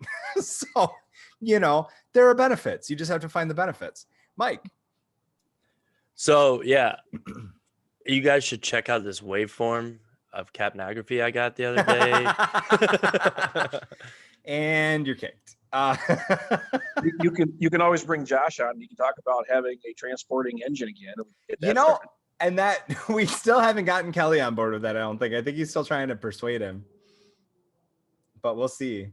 We still have time. We have plenty of time. Yeah, I'm a capnography nerd, so I could talk about it for 2 hours. Are you really? Yes. You learn. Did your wife just yell lame in the background? Yeah, because she has no idea what it is. God, I love her. She's so great. I think she shot. Fuck, I can't talk now. The dog's class. She's a certain Perrysburg city employee taught a capnography class at our station. Got it. Yeah. And hey, that's some people's thing, and that's awesome. I just don't think we could do 2 hours on it here. But if you guys want to, I'll just have somebody guest host. Speaking of that, Mike is guest hosting next week. No, I'm not. Yes, you are. No, I'm not. Yeah, well, you are. All right, next week we're talking about pushing fire, Uncle Tony. Hey, I had to bite the bullet on that. So I actually had to apologize on that because I was taught in Toledo Fire Academy in 2000, you're pushing fire, you're going to lobster people and everything else. And then I did a little bit of research, and the UL laboratories have basically said that's a bunch of old school, unproven bullshit. That's the day Uncle Tony apologized for that was the day I decided when I grow up, I want to be just like Uncle Tony. Oh, that was taught for years. I mean, when I first started back in '96, that was one of the things. Oh my God, don't ever do that. You're going to push that fire. How much of that do you think has gotten misconstrued with the idea of air entrainment, and like we can still move superheated gases around the house, and that's still bad for our citizens. Maybe not so bad for us because we're protected, but I guess I feel like we've kind of lost that part of it in the sense that we focus so much on you can't push fire, but we then have kind of ignored the effects that moving things around can have on our victims. Does that make sense? But have we? Because we concentrate on flow paths too. And we do, but we still have inversion too. The point of the UL laboratory study was that ultimately our number one job is victim rescue. So you have a patient that's in effect in a broiler and it's 500 degrees. And so you're going to apply water to it. Any reduction in temperature is to benefit the patient. Waiting 20 seconds till you can advance down a hall or see the seat of the fire, etc., is just more time that person is in that superheated environment, more chance of a flashover. That anything you do that reduces that interior temperature can do nothing but benefit the patient. So they might get burned. Yeah, you might have different products of combustion because they pointed out the whole steam or water to steam ratio is 1 cup of water to 1,700 cups of volume wise steam, that it converts that quickly. So you're going to send a dissipated heat throughout the structure. But you are eventually, or what you're ultimately trying to do is cool the compartment where you have a possible victim or an opportunity to rescue somebody. You can only make it better. Ben, you were talking about inversion? Yeah, well, we have to remember our application of water. I know a big thing we were talking about at the firehouse the other day was actually how we read smoke. Everybody talks about reading smoke if we know we have our low pressure in, high pressure out, if we will. Telling if we have a closed door, open door, however that may be, right? Unidirectional flow, bidirectional flow, everything like that. That still applies to our fire itself. Because we all know that smoke is incomplete combustion. All it is just carbon waiting to light off once it finds that correct mixture, which I don't need to preach about, the wonderful fire tetrahedron, triangle, circle, square, whatever you guys may use. But rhombus. Right. Octagon. Yeah, the hexagon, that's my favorite. Shapes and colors. But anyways, with that being said, I can take that benefit from looking at that fire itself. And we know it's self-vented and it's starting to lift out anyway. The big prevention that we were trying to do with that is everybody talks about, extension up. Okay, cool, man. If it goes up, like I got hooks, I got ladders, we can go to the next floor, we can do that. I think fast water is a good thing too. I've talked to a few guys from UL. They're saying it's fantastic. I don't disagree with UL. I think they're doing fantastic things. I think we're making a safer environment for us and the victims, but every scenario is the same. So if they do lab experiment number 22, they're like, hey, you guys are on this line. We're going to this room. Here's a blueprint of this room. Here's a hose line advancement of that.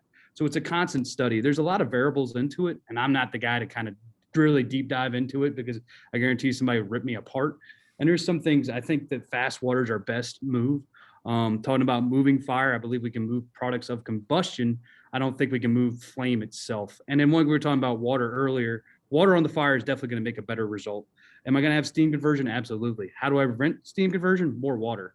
It's like if I have a hot skillet and I take, a drop of water and it's just going to keep steaming, but I take the hot skillet and dunk it in a gallon bucket water, or 5-gallon bucket, it's going to sizzle out real quick. But I'm big on getting a hose line in and getting it in between a victim. I feel like that if I do an inverted U down a hallway using a straight stream smooth bore, whatever you want to use, I'm definitely going to have that push of away from the victim. I get this cool outfit, so I'm going to try to use it as much as I can. And that's it, because bye. Let's go next one. Can I just ask? Double finger guns. I just have to ask, Ben, you're not actually putting a skillet in a gallon bucket of water, because like that's how you ruin your pans, and I don't like ruined pans. You're down here, stick, man. Just dunk them in the water.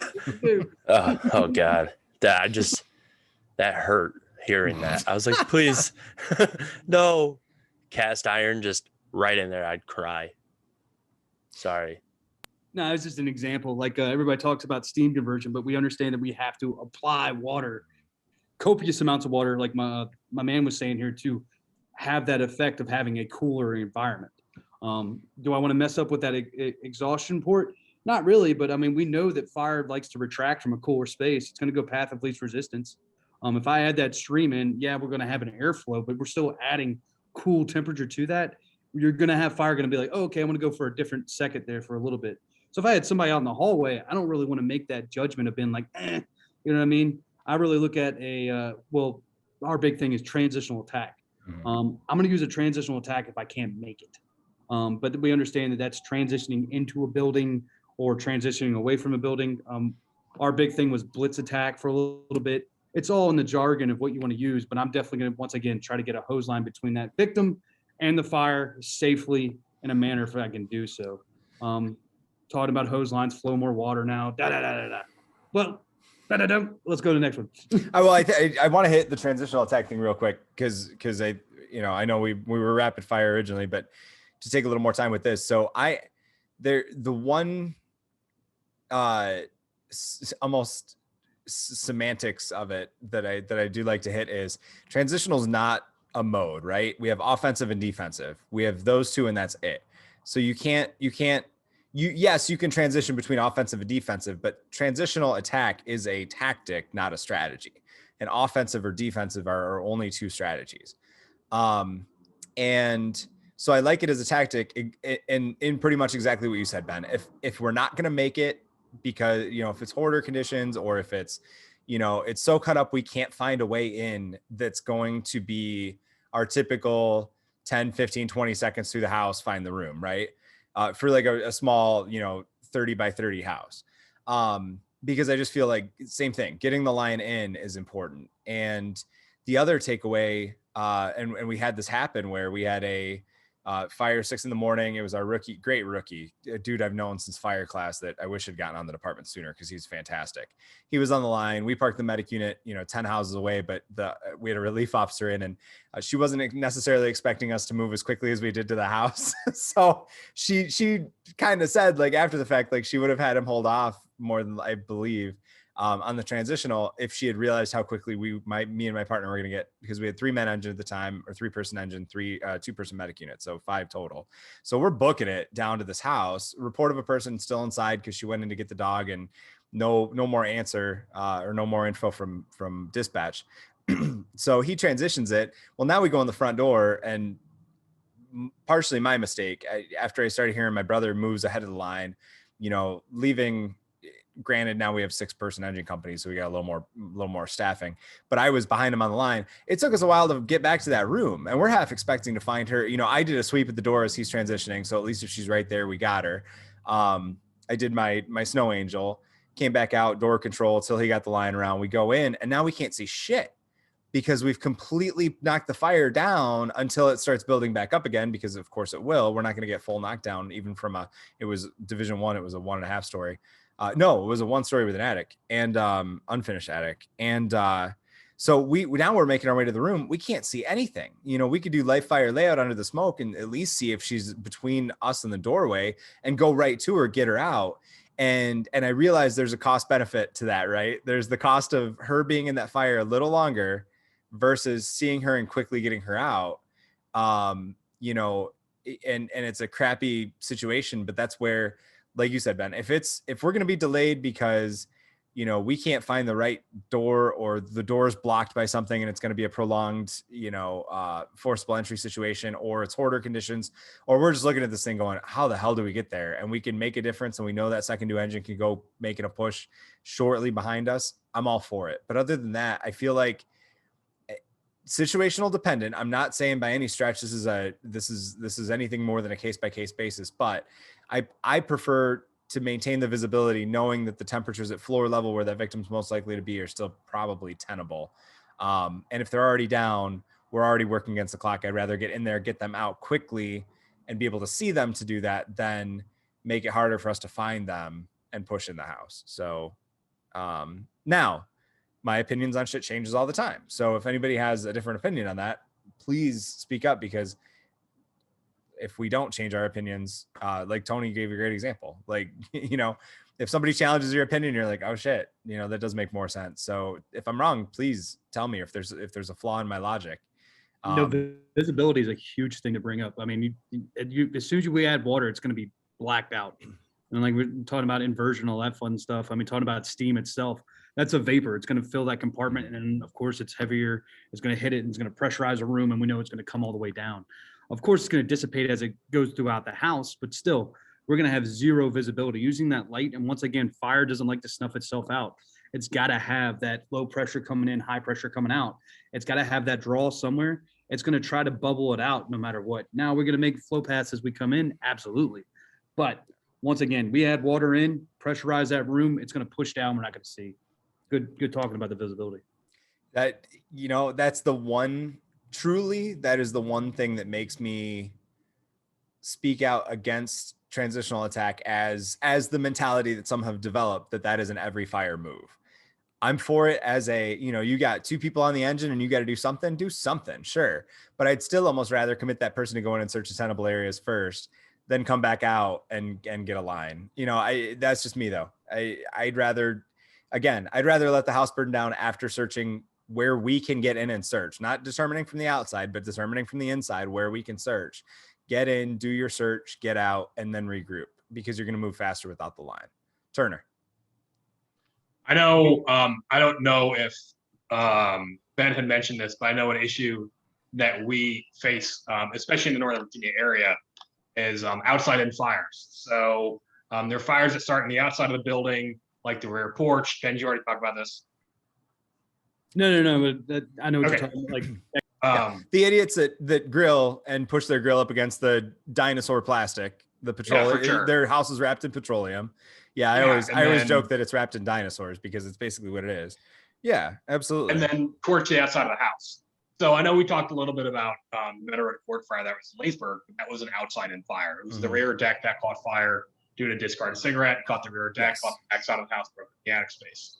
If we don't address that outside fire, and it's kind of transitional, if you don't address that outside fire, you're not going to put the fire on the inside. I don't think that's transitional though. I think that's extinguishing the seat of the fire. You're extinguishing the area, you're extinguishing the source. Inside and taking care of the rest of it. True, but I think transitional attack in its intent is quick water on, like the maybe it's not by definition, but by the way it's being used, is quick water to the interior from typically the exterior is where we hear it, even though it's from whatever space is easier, whatever. I know that they count interior in that when they're writing the reports.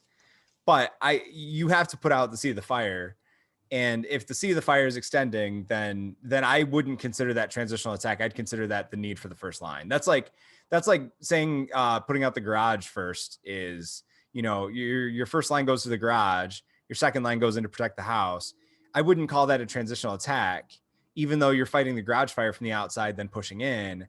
That's an offensive attack to the seat of the fire to prevent further spread, because you're not going to knock down the source. I think those are two different categories, and I'm not trying to be nitpicky. It would be confusing to me to hear somebody call that transitional attack because you're not putting water through a window, if that makes sense. Yeah, that makes sense. I get what you're saying there. I guess my thought process is like, at some point, you know, if it is extending up the backside of the house, you'll be dumping water into the second floor, you know, either intentionally or unintentionally, you know, wherever the fire broke through into the house. You know, if it's getting into the soffit or whatever, you know, you'd be dumping water into the soffit. And then you got to worry about where your interior saying. crews are. Yeah, for sure. We've had that happen too, where I've heard about that happening other places. And I get what you're saying with that. as well. That makes sense. And Ben, Yeah, big thing that we got in a big argument of when transitional attacks came, or hitting it hard from the yard, whatever you want to call it, that the hose line came up and it hit the ceiling and then it ping ponged straight back down, which yep. UL was like, hold up, and UL did a great study. They did water mapping. And that's a big thing I had to get into like an argument with a bunch of people about, was it hits the ceiling and it sprinkles down. I'm like, I can stay in a room and you could spray over top of my head and you probably won't get me wet. There's a famous video of Ray McCormick doing it and all that fun stuff. But that means like when I go wash my fire truck, then when I spray it, it's going to be like a laser beam shooting right at my back of my face, all that fun stuff. That's not the case. It's going to hit the surface. It's going to travel down, or it's going to hit the ceiling and travel across. So yeah, we're cooling the atmosphere and cooling the gases to make a better attack for somebody to coming in. Yeah, that's when I'm going to use a transitional attack. I got 2 companies doing it. Not me doing that. Cool, I cooled it down. Now I got to set back up with the charge line, which is a motherfucker, to get it back upstairs and come all the way up there. And now it just reset the back where it was. I'm like, oh, cool deal. And now my visibility shit. Yeah. Yeah, the water mapping thing, the surface tension aspect of it just crawling across the ceiling, and that's where I think people were getting confused, that they're thinking it's going to knock down the seat of fire, and it doesn't. Yes, you get the cooling from it. You're absolutely right, but you're not getting anything close to knockdown. And if you don't have that second line ready to go, or even if it's the same crew but another line at the front door. Now, we got into a going with charge lines every time thing after our line of duty death, and that kind of spread through Northwest Ohio. And I've taken training at other places where they think we're batshit crazy that we do that instead of just managing our hose, because it's easier to move an uncharged line through the majority of the unburned portion of the house. So, that's even something that's working against most of us more here, is that we're not going in until that line's charged at the door, and that slows us down too. And that was a knee-jerk safety reaction to the line of duty deaths, and that's where I think sometimes we have to responsibly weigh the pros and cons of some things and not just go, well, this happened or this could have happened. We need to unilaterally change a procedure.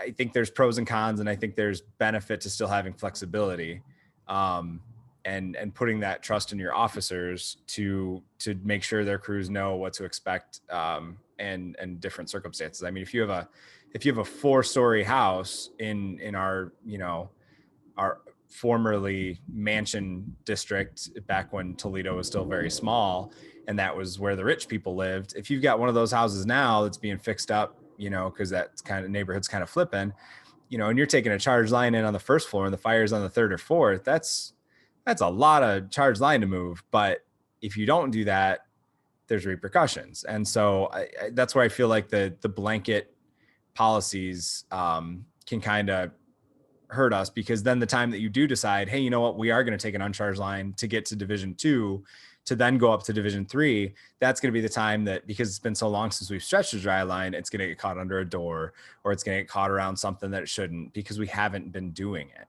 And we haven't been training on it because technically we're not supposed to be doing it. And I think that's the give and take you get when you do a unilateral tactical mandate, that I think could be sometimes unintentionally more dangerous than helpful in preventing something down the road. Where's that soapbox at, Kevin? So we got a little under a half hour left. Give me some more hotly debated fire service topics, guys. We got so many more. I just can't think of them. What was going on while I was on the phone? Nothing. We were just talking shit about you. Oh, that's the usual. That's cool. What kind of pizza did you order? I wish I ordered pizza instead of that phone call. Did it have pineapples on it? Yes. Yeah. You Big son fan. of a bitch. Listen, just because I advanced taste buds and you don't, doesn't mean you gotta do that about it. Pineapples do not go on pizza. Yes, they do. No, they don't. Yes, they do. No, they don't. Yes. Did the Ninja Turtles ever get pineapples on pizza? Oh my God. First of all, Ninja Turtles, awesome. Second of all, there's a new game coming out with the Ninja Turtles in it that's like a throwback to like the Super NES game.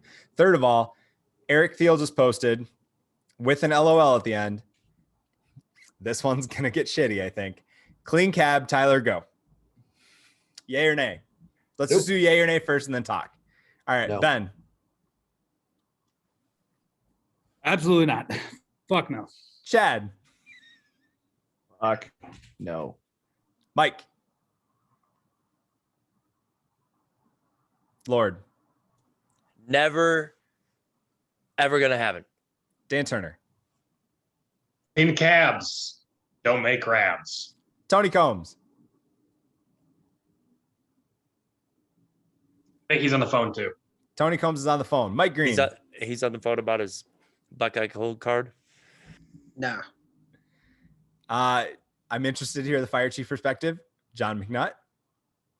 The idea is great, but in theory, I think it's going to take a lot of work to get it figured out.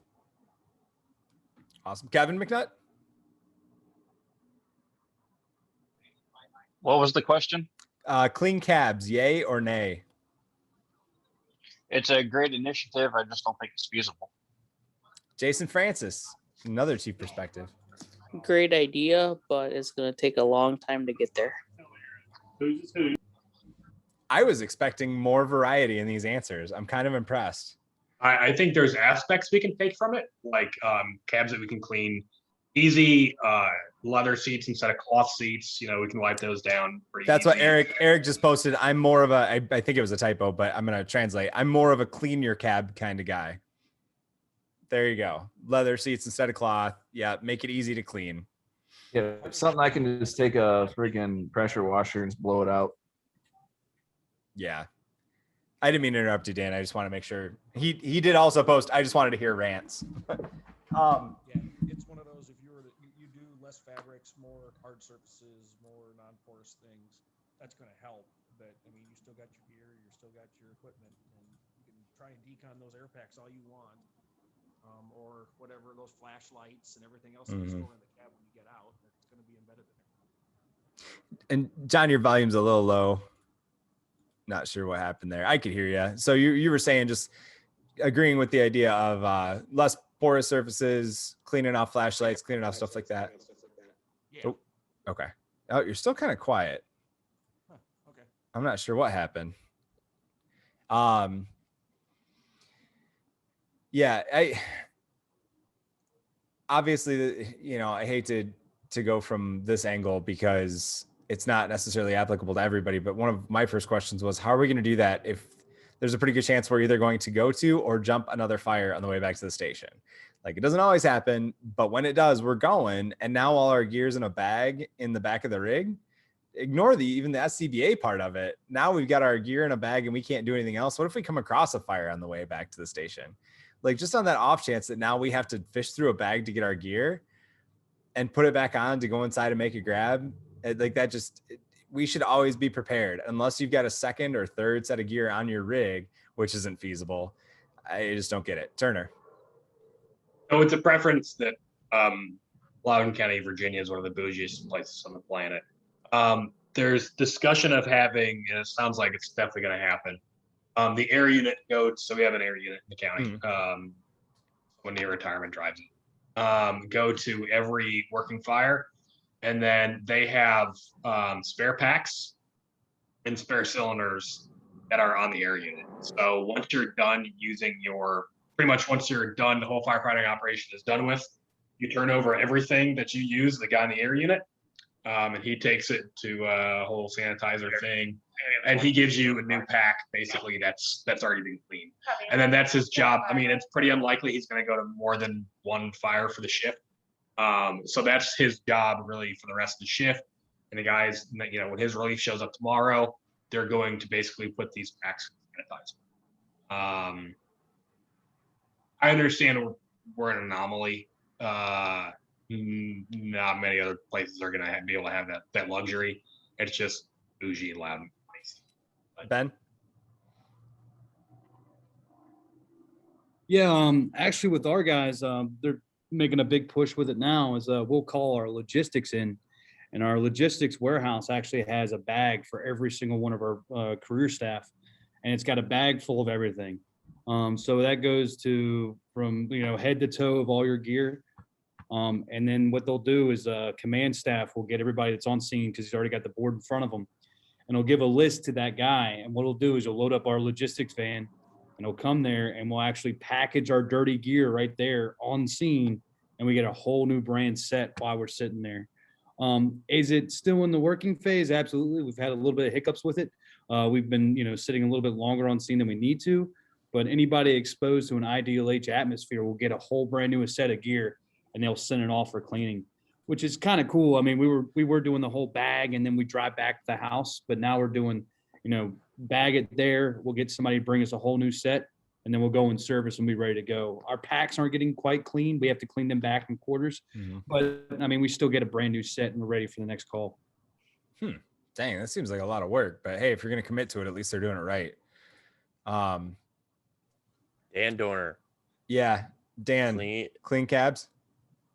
Sorry, Mike. I should let you co-host right now. Yeah, Go I'm for it. co-hosting. I'm taking over next week, so back off. Like, do I support him? What's your thought? I guess a thought on clean cabs. Yay or nay?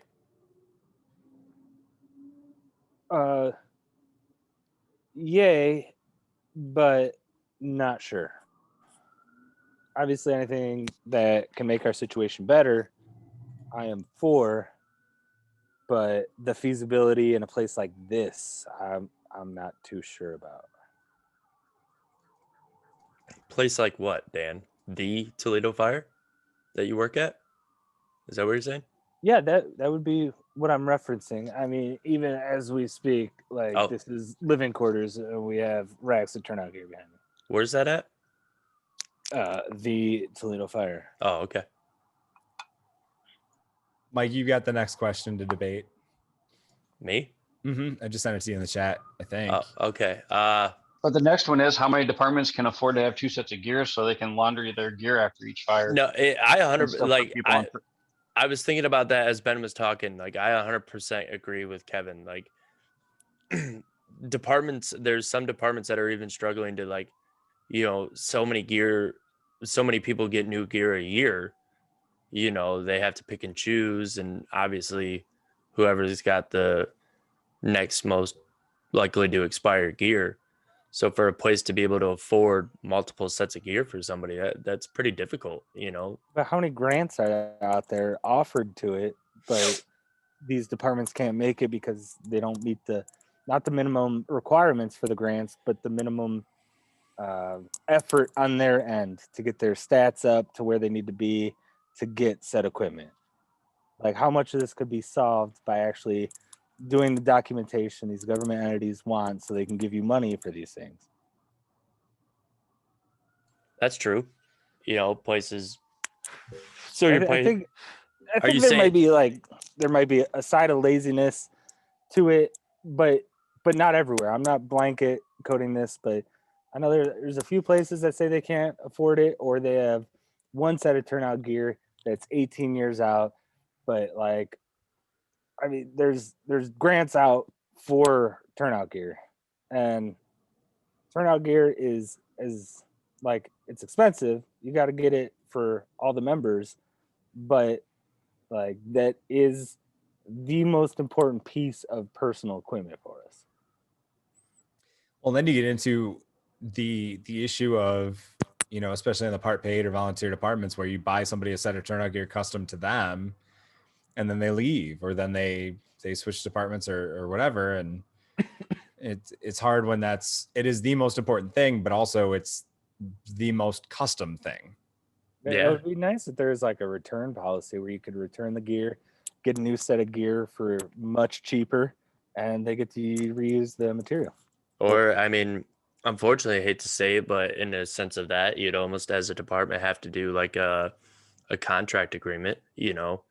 Hey, if you're going to work here and we get you gear, you have to be here for so long, I don't think they should make fire gear in 7XL though. That's true. Yeah. I think that the idea of seatbelt extensions for an SCBA, they should say defensive or exterior on the straps, because we ain't dragging them out. I got 3 hands up, so we'll go in order. Chad first, then Jason, then Tyler. First of all, knowing you very shortly, Dan, I love you, but the whole grant thing is easier said than done. It is easier lot said of- than done. A lot of the grant stuff, or I can say, for instance, for Providence, we get kicked out just because of run volume and the Sure. way our levies are set up. Sure. And then echoing off of what Mike said is we're at the point right now where we replace a certain amount of sets of gear every year. It's the person with the closest to expiration date, or I hate to say it, expired gear, and we make an investment on some people, and some people bail within a couple months or whatnot, and that hurts more than actually buying the gear for somebody, because then you got a custom set of gear fit to the person. Jason? Yeah, I was gonna say the gear that we use Lion, and when we have somebody leave, that gear can get tailored 4 sizes, increased 4 sizes, and decreased 4 sizes, unlimited. No kidding. As long as that gear is within 10 years. That's awesome. That is fantastic. Yep. I had no idea. I should have patented my thought. Sounds Well, like they already had That to I beat just anyway. had. Well, to branch off of Jason, it honestly was the first time like it happened to me when I started at White House. They put me in rental gear, you know, and I was told this is your gear through your probation, you know, which I was like, oh, that's kind of smart. Why tailor gear to me? And then, you know, I might not work out. Not saying, you know, anything, but that was just something a place can do. You put people in rental gear for a while until you know they're going to stick around before you buy gear for them. Tyler, you had your hand up? I mean, Mike exactly just covered it. Yeah, it can be an extra expense, but our agency is talking about getting rental gear until someone gets off probation. That way, if they're not going to work out, yeah, we're out what we paid to rent the gear, but we didn't spend $1,400 customing a set of gear that no one may use in the next 10 years. I think that's interesting to What hear the is difference cost? between to rent. Yeah, for a year. I'm not terribly I sure. don't know. I do not know what it is for a year, but I'm renting gear for people right now, $110 a month for boots, coat, pants, helmet. So Side note cheat. 13.20 a month, or 13.20 a year for that's one person is 110 a month. Yeah, so about 6 to 8 months between that time frame, it gets to be non-productive to rent gear. That's I like the Lion thing, being able to go up or down 4 sizes, because you have enough of a reach there. I think that you probably have enough people that you I'll could check to see if you can do that with glow gear, because that would be a lifesaver for us. Yeah, that's fantastic information. Look at the shit we stumble on when we're just yapping. There needs to be gear mortgages. There's municipal loans. White House, we took out one. It's like we spent $120,000 on gear, but that was within our budget, so we were paying it off. Yeah, we're paying it off in 5 years, and I mean that's what we would be using it for anyways for the next 5 years. Shit, your payments a month are probably the same for my Wrangler. Well, the company that we went through says they do that for super small volunteer departments that can't afford, X number of sets of gear per year. They do it over 5 years, 10 years, and then they automatically are able to purchase new gear with it. Wow. I just have to point out how weird it is for me to hear my brother talk about grants and finances. Doesn't his wife do all the finances?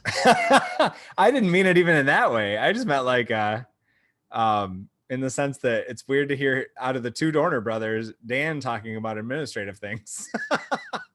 It's okay, Dan. It's more a comparison thing than anything about Dan, because obviously, anyway, Mike, Wes Wagner posted on issue with the gear. You change between 8 sizes is the weight the littler guys are wearing, that bulky feeling.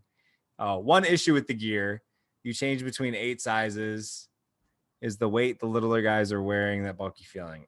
I think he's trying to say, like, somebody like Garrett Doherty, yeah, and then me. You know, I'm like, if I was wearing his old gear out of Providence, like yeah, his gear was there, it'd be like me putting on his gear. Now, granted, I'm a little more buff and stronger than Garrett, so yeah. You I could can carry the handle it. weight, is what you're saying. Yeah. Yeah. My But gosh. no, I think that's what I kind of got. I'm from picking that. up. Yeah, I get that now, and that's why I think the 4 sizes thing, being able to have it tailored, makes a lot more sense than just, hey, go pick out some gear off the rack, and it's like, what the hell? This isn't gonna fit me. Yeah, because that's a safety issue. in and of Hey, itself. Jason, can you only tailor it once? No, you can tailor it as many times as you want throughout the life of the gear. I mean, as much as you want to pay for it. The gear that we have, it's the same as what Toledo Fire has with the gear of the Lion. And then it's in sections. So if you need to take a length off the arms, they'll take it all the way up to like where the part of the reflective striping is, and then put a smaller part of the sleeve on it. And it's pretty cost economical too. So it doesn't cost an arm and a leg. No. Thank you. No, we had a set of gear that one of the guys burnt through. I mean, all the way into the thermal barrier, and they barely charged us anything to repair it. And I mean, it came with a certificate, and I mean, it comes straight from the manufacturer too, of getting repaired. So it's good to do it that way.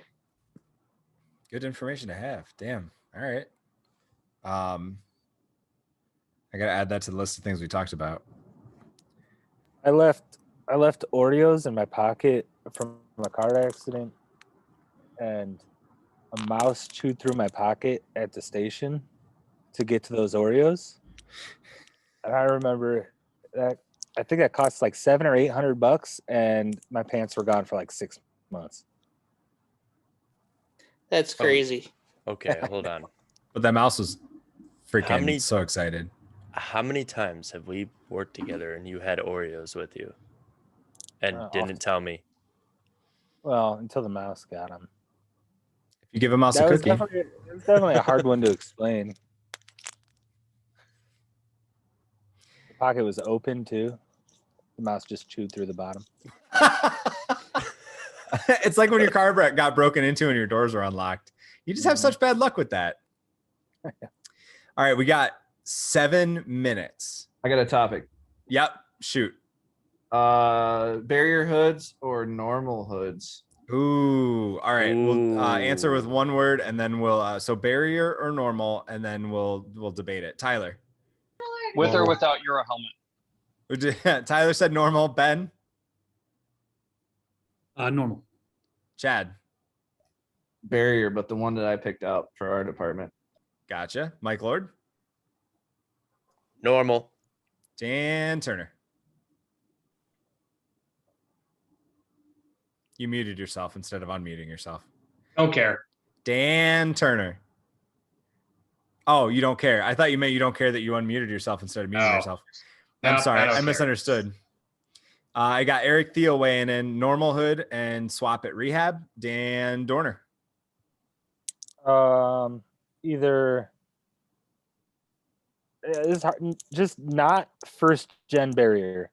That first gen barrier sucked. The new stuff I like, and the old hoods I like, but that triple layer barrier I dislike. Tony Combs.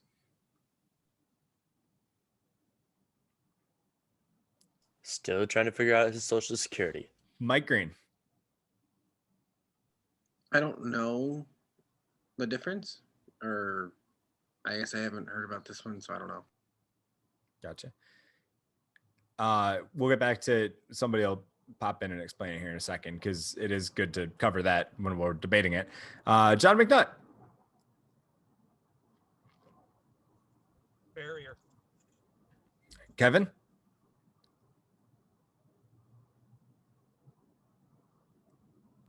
Don't care. I'm kind of like what Dan said. As long as it's not the Gen 1. Jason. Particulate hoods all the way, or else the BWC will be after you. Such a cheap thing to say. definitely a chief thing to say. What do you mean the BWC will be after you? Bureau Workers Comp, for those of you who have different phrases in your state. Yeah, because if you're working with a bureau or workman's comp trying to mitigate issues in the cancer initiative, if you don't wear the particulate hoods and something happens to you, then there's some money that your department's going to have to pay. How would you answer that if you weren't a chief? Particulate hood, because I mean, if you're trying to do cancer initiative stuff, you might as well play the game. Now, Jason, does that just mean that you as a department have to issue them? Like, do you still allow your members to wear their own hoods? No, we issue our members all the equipment. And then, but there's no personal equipment allowed? No. Okay. So the question Eric asked is the same question I had. So even with the cancer presumption legislation, how does that, because here's what I've called BWC before. We had a question that came up in an after action report. If you get hit by a car and you aren't wearing a reflective vest on a scene, does that mean you don't get money from Bureau Workers Comp? And the attorney from Workers Comp, of course, sidestepped the question and basically said, listen, I can't give you specific guidance on that. Like, I can't hypothetically answer anything, but I can tell you that usually when someone gets hurt, it's because they did something wrong. It's because they didn't have the right equipment on, or they didn't do something right. Like, otherwise nobody would have gotten hurt. So by default, no, if you aren't doing something that could have protected you, that doesn't necessarily like 100% mean, you're not going to get money for it. But you're saying there's a cost on the department side, Jason? Well, through PERP. The public employee side of it. Got it. With BWC. Okay. They're the ones, because they follow NFPA. The enforcement side. The enforcement side. Gotcha. So fire departments don't fall under OSHA unless it's under respiratory fit protection, ladders, and I forget there's one more. But PERP has 90 days to implement OSHA policies when they come out. And PERP is the one that that's involved with fire departments. Okay.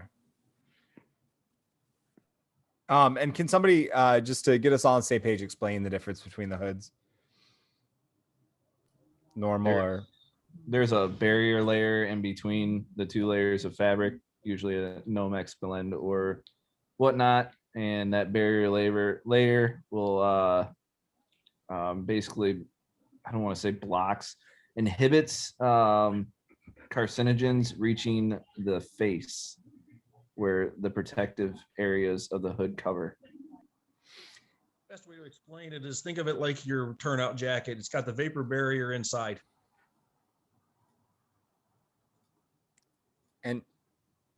But so do our pants, and we still have, and I can't imagine that all the testicular cancer is because we don't wash our hands before we pee.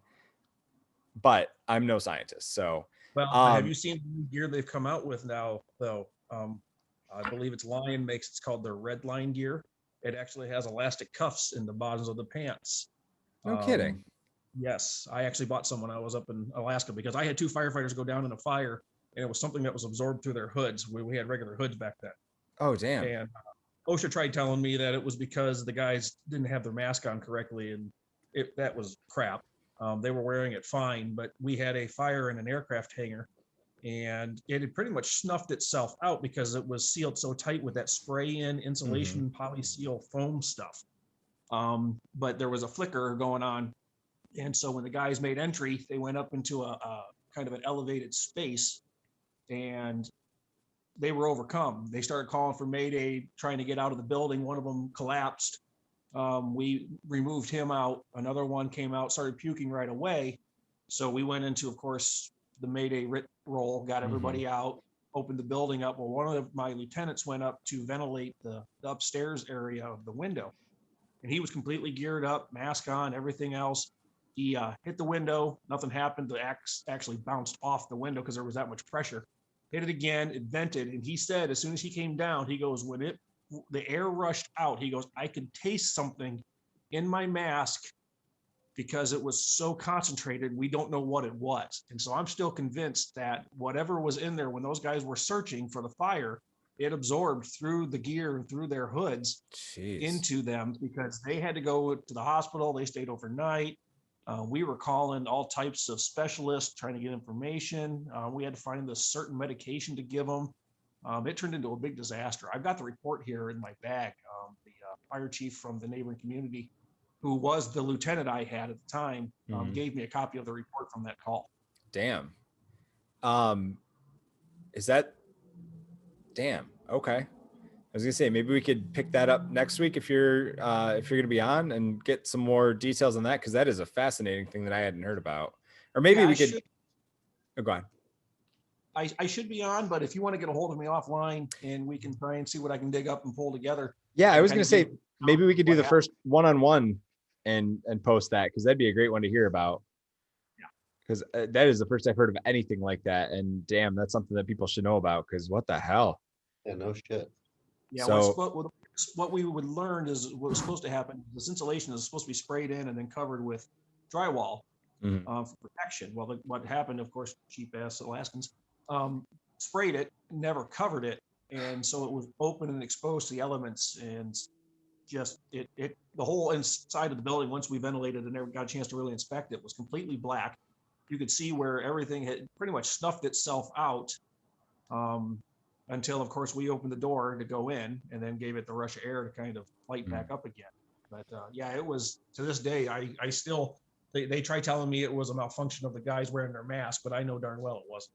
yeah. And Chad, you have your hand up? Yeah, I was just on Globe's website, and it was an article I ran across recently about PFAS and our turnout gear, which is actually a cancer causing carcinogen. And I was just on Globe's website trying to see if they did that tailoring thing that Jason was talking about. And right on their front page, it says new PFAS free outer shell materials are now available. Well, and that all started with the firefighter's wife in Massachusetts, if I'm correct. She's got a Facebook page, and she started that because her husband had cancer, and she started a whole push. There's a link to Notre Dame's study at the bottom that was the first one that was done at that level. And yeah, I mean, and that's the thing that got me with the clean cabs is that was a big push for, the rigs. And it's like, well, shit, this stuff is in our gear. And that's where I had always kind of wondered, and this isn't, this was never meant as a bashing thing, but you look at like Toledo Fire, where we do 400 working fires a year in the city. And then you look at some of these smaller departments that don't do the same number of fires, but the cancer rates are high in both of them. So it can't necessarily be the products of combustion, right? Just by common sense, it can't be the fact that you're going to a bunch of fires. Because even in Toledo, again, my gear's been sitting on a life squad for a year, but putting on that gear for an EMS run or an injury accident or having it in the station, like, and now obviously it's not in the living areas and things like that, but it's like, what was that missing connection? And then, I mean, man, and that deserves more conversation. So you know what, let's talk about that. Let's start with that next week. Oh, wait, I can't pick what we're doing next week. I'm not going to be here. Yeah. Mike, what are we doing next week? What ideas do you have? Next week, we're just going to talk. We're going to talk about life. I want to get to I'm going to be listening on my drive back from my vacation. Yeah, I can't wait to hear how I want to get to know everybody better. We're going to talk about what kind of foods we like. Maybe, so, Mike, we're expecting nobody for the Mike and Chad show next week. I mean, you know what? That's fine. If it's just me and you, Chad, we'll talk. Hopefully Ben shows up with that sweet stash. If anything, well, I'll just question Kevin McNutt about just his life experience. Maybe he can teach us a thing or two. Honestly, I don't. A very short time, huh? I'll give you your normal 10 minutes because I know that's all you got and everything. So, you won't need a soapbox next week, Kevin. No, I have no idea. I don't. So if you do have any ideas, you can post on. Stand on. If you do have any ideas, just post it on Facebook or email us, and I can pass them along to Mike. But yeah, it's a little after 10 o'clock. We'll call it here. Great rapid fire questions. And you know what? The one thing I'm shocked about, and maybe it's because it's a like-minded group. We had a little bit of debate, a little bit of back and forth and different perspectives, but all in all, we're kind of all on the same. We're reading at least in the same chapter on a lot of this stuff. And it's interesting that it's not even. I think that was a gunshot. Is it a picture? Is this a picture book? It's not even. It is, of course. It's a pop-up. Thank you. But it's not even. I don't think that. It's just a bunch of us that like the same things or have the same perspectives. I think it's the fact that we all were able to kind of cite different sources or experiences or, a mix of those things to justify what we were choosing to believe in or support or in the instance of like smoothbore versus fog stream, or nozzle rather, just some people are just like, I don't care.